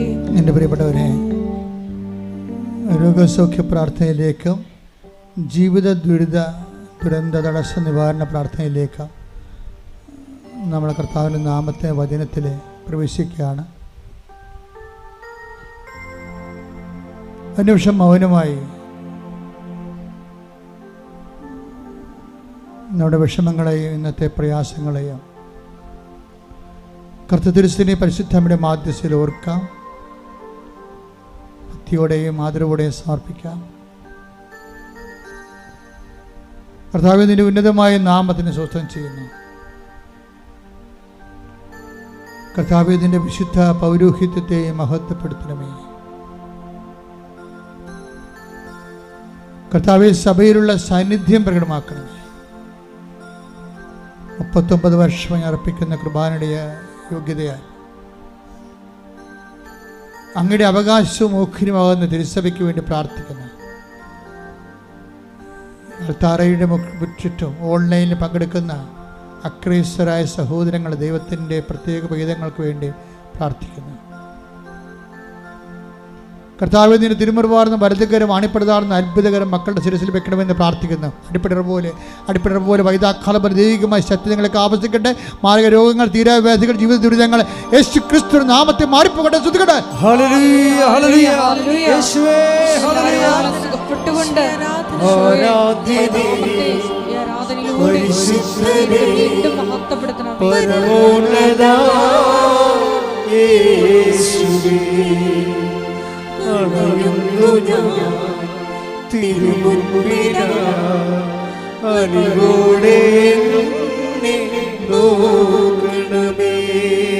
പരിശുദ്ധ പരമദിവ്യകാരുണ്യത്തിന് വീണ്ടും കൈകൾ കൂപ്പി കണ്ണുകൾ അടച്ച് നിങ്ങളുടെ കണ്ണുനീരിന്റെ കാര്യങ്ങളെ ഓർത്തുകൊണ്ടിരിക്കുക.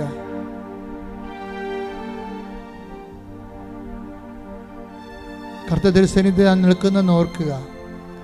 കാനായിലെ കല്യാണ കുടുംബത്തിൽ നിന്നതുപോലെ കർത്താവിൻ്റെ കൂടെ പരിശുദ്ധ അമ്മ നിങ്ങൾക്ക് വേണ്ടി മാധ്യസ്ഥം വഹിക്കുന്ന വലിയ സ്വർഗീയ മഹനീയ സമയമാണെന്ന് ഓർക്കുക. കർത്താവെ, നിന്റെ വിശുദ്ധ പൗരോഹിത്യത്തെ മഹത്വപ്പെടുത്തണമേ. കർത്താവെ, സഭയിലുള്ള സാന്നിധ്യം പ്രകടമാക്കണമേ. കർത്താവെ, ആത്മാവിൻ്റെ ശരീരത്തിൻ്റെ കർത്താവ് വൈദ്യനും വൈദ്യവുമായ യേശുക്രിസ്തുവേ, വൈദ്യശാസ്ത്ര ഇഞ്ചന സൂചിക്കും മരുന്നിനും കടന്നിലവാത്ത മനുഷ്യമനസ്സിൻ്റെ ഗാഥനങ്ങളിലെ മുറിവേറ്റ ചിന്തകളിൽ വേദനിപ്പിക്കുന്ന ഓർമ്മകളിലേക്ക് ആധിയിലേക്ക് ഭീതിയിലേക്ക് കർത്താവ് കടന്നു ചെല്ലുന്നു പ്രാർത്ഥിക്കുന്ന എല്ലാ ഭയങ്ങളും ഭീതികളും ഉത്കണ്ഠകളും നിരാശകളും അതിൻ്റെ ആദ്യ കാരണങ്ങൾ യേശുക്രിസ്തു നാമത്തിൽ മാറിപ്പോകട്ടെ. കർത്താവിന്റെ സന്നിധിയിൽ ആദരവോടെ ആയിരിക്കുക. കർത്താവിൻ്റെ ഉന്നതമായ നാമത്തിന് സ്വസ്ഥം ചെയ്യുന്നു. കർത്താവെ, സഭയിലുള്ള സാന്നിധ്യം നീ പ്രകടമാക്കണമേ. ഈ അൾത്താരയിൽ നടന്ന 10,000-കണക്കിന് ആരാധനയുടെ ശക്തിയാൽ അങ്ങയുടെ അടിയങ്ങൾ അങ്ങയുടെ മക്കൾക്ക് വേണ്ടി പ്രാർത്ഥിക്കുന്ന കർത്താവെ, ആരാധ്യനെ, കർത്താവെ പരമോന്നതനെ, നിന്റെ തിരുമുറിവാർന്ന വലതുകരം ഓരോ മകളുടെ മേലും വെക്കണമേ എന്ന് പ്രാർത്ഥിക്കുന്നു. എനിക്ക് നിരാശയെ നിബന്ധിച്ച മനുഷ്യര്, ജോലിയില്ലാത്തവര്, വീടില്ലാത്തവര്, വഴിയില്ലാത്തവര്, കർത്താവ് സാമ്പത്തിക ബാധ്യതകളുള്ളവർ, കേസുള്ളവര്, മക്കളെക്കുറിച്ച് വല്ലാത്ത വേദന അനുഭവിക്കുന്നവരെ, ജോലി നഷ്ടപ്പെട്ടവർ, നഷ്ടപ്പെടാൻ പോകുന്നവരെ, അതിൻ്റെ പേര് കേസ് അയക്കുന്നവർ, ഗവൺമെൻറ് സർവീസിൽ നിന്നും സ്വകാര്യ സർവീസിൽ നിന്നും പുറത്തു നിൽക്കുന്നവരെ എല്ലാവരെയും ഈ സമയത്ത് കണ്ണുനീരുടെ ഓർക്കുന്ന കർത്താവേ, അമ്മേ പരിശുദ്ധമേ, അവർക്ക് വീഞ്ഞില്ല, അവർക്ക് സമാധാനമില്ല, അവർക്ക് സന്ധിപ്പില്ല, അവർക്ക് ആശ്വാസമില്ല, അവർക്ക് ഉറങ്ങാൻ പറ്റണില്ല എന്ന് പറഞ്ഞുകൊണ്ട് കർത്താവ് അങ്ങനെ തിരുസന്നിധിയിൽ ഞങ്ങൾ പ്രാർത്ഥിക്കുമ്പോൾ ആ പ്രാർത്ഥനകൾ പരിശുദ്ധമ ദേവമാതാവ് കർത്താവിൻ്റെ തിരുസന്നിധി സമർപ്പിച്ചുകൊണ്ട് നിന്റെ ജീവിതത്തിലേക്ക് കർത്താവ് ദൈവികമായ കൃപ ചൊരിയണ സമയമാണ്. ശ്രദ്ധിക്കട്ടെ.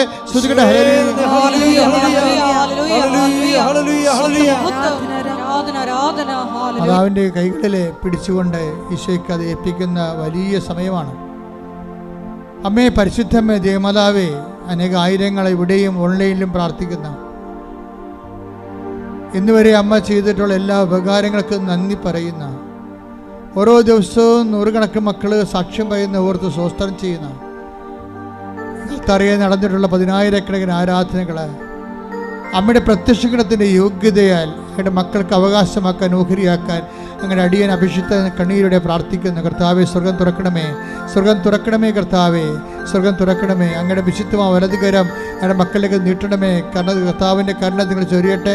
സാമ്പത്തിക ബാധ്യതകൾ, ശാരീരികമായ രോഗങ്ങൾ, ആശുപത്രിയിൽ കിടക്കുന്നവർ, കേസിൽ അകപ്പെട്ടിരിക്കുന്നവർ, ഭവനരഹിതർ, വിവാഹം ഒത്തുവരാത്തവർ, മക്കളില്ലാത്തവർ, മക്കളെക്കുറിച്ച് വേദന അനുഭവിക്കുന്നവർ, മക്കളുടെ ദൗർഭാഗ്യകരമായ സ്വഭാവങ്ങൾ മൂലം വേദന അനുഭവിക്കുന്നവർ, വിവാഹത്തിൽ ജീവിത പങ്കാളി കിട്ടാത്തവർ, ഇങ്ങനെ വ്യത്യസ്തങ്ങളായ വേദനകൾ അനുഭവിക്കുന്ന എല്ലാവരെയും സമർപ്പിച്ച് പ്രാർത്ഥിക്കുന്ന കർത്താവ്. വിശ്വാസം കുറഞ്ഞവരെ, പ്രാർത്ഥന കുറഞ്ഞ ഭവനങ്ങൾ, വിവാഹ ദമ്പതികൾ പരസ്പരം മാനസികമായിട്ട് അകന്നു പോകുന്നവർ, കേസ് അകപ്പെട്ടിരിക്കുന്നവർ, അതുപോലെ വിവാഹമോചനത്തിന് പക്കലേക്ക് പോകുന്നവരെല്ലാവരെയും സമർപ്പിച്ചുകൊണ്ട് പ്രാർത്ഥിക്കുന്ന ജപ്തി നടപടി നേരിടുന്നവർ കർത്താവ് ഓരോരോ വിഷയങ്ങളിലെ ഓരോരോ വേദന, കാർഷിക തകർച്ചയുള്ളവർ, മത്സ്യബന്ധന മേഖലകളിലെ വേദന അനുഭവിക്കുന്നവർ, കർത്താവ് സാമ്പത്തിക ബാധ്യതയുള്ളവർ, തങ്ങളുടെ തൊഴിൽ ചെയ്യാൻ നിവൃത്തിയില്ലാത്ത കൊണ്ട് നാടുവിടാൻ ആഗ്രഹിക്കുന്നവർ, എന്നിട്ടും അതിനുള്ള മാർഗം കിട്ടുക വരാത്തവർ, ഇങ്ങനെ ഓരോരോ തരത്തിലെ ജീവിത പങ്കാളികളുമായിട്ട് പ്രയാസങ്ങൾ അകന്ന് ജീവിക്കുന്നവരെ എല്ലാവരും സമർപ്പിച്ചുകൊണ്ട് പ്രാർത്ഥിക്കുകയാണ്.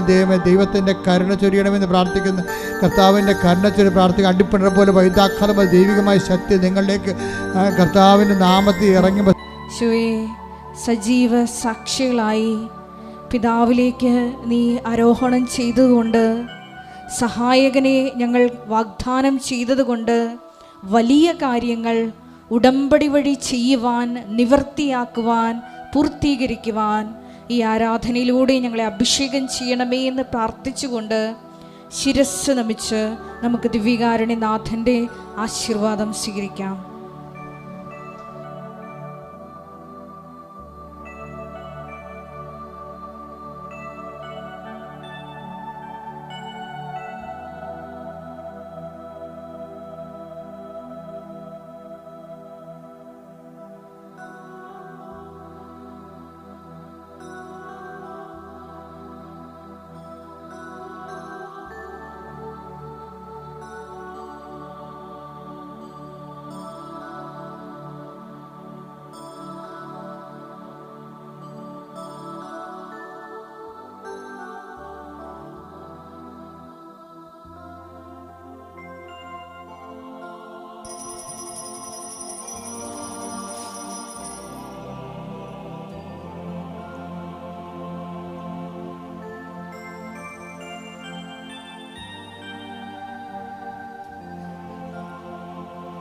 പരിശുദ്ധ പരമ ദിവ്യകാരുണ്യമേ, എന്നുമെന്നും അങ്ങേക്കാരാധന. പരിശുദ്ധ പരമ ദിവ്യകാരുണ്യമേ, എന്നുമെന്നും അങ്ങേക്കാരാധന. പരിശുദ്ധ പരമ ദിവ്യകാരുണ്യമേ, എന്നുമെന്നും അങ്ങേക്കാരാധന.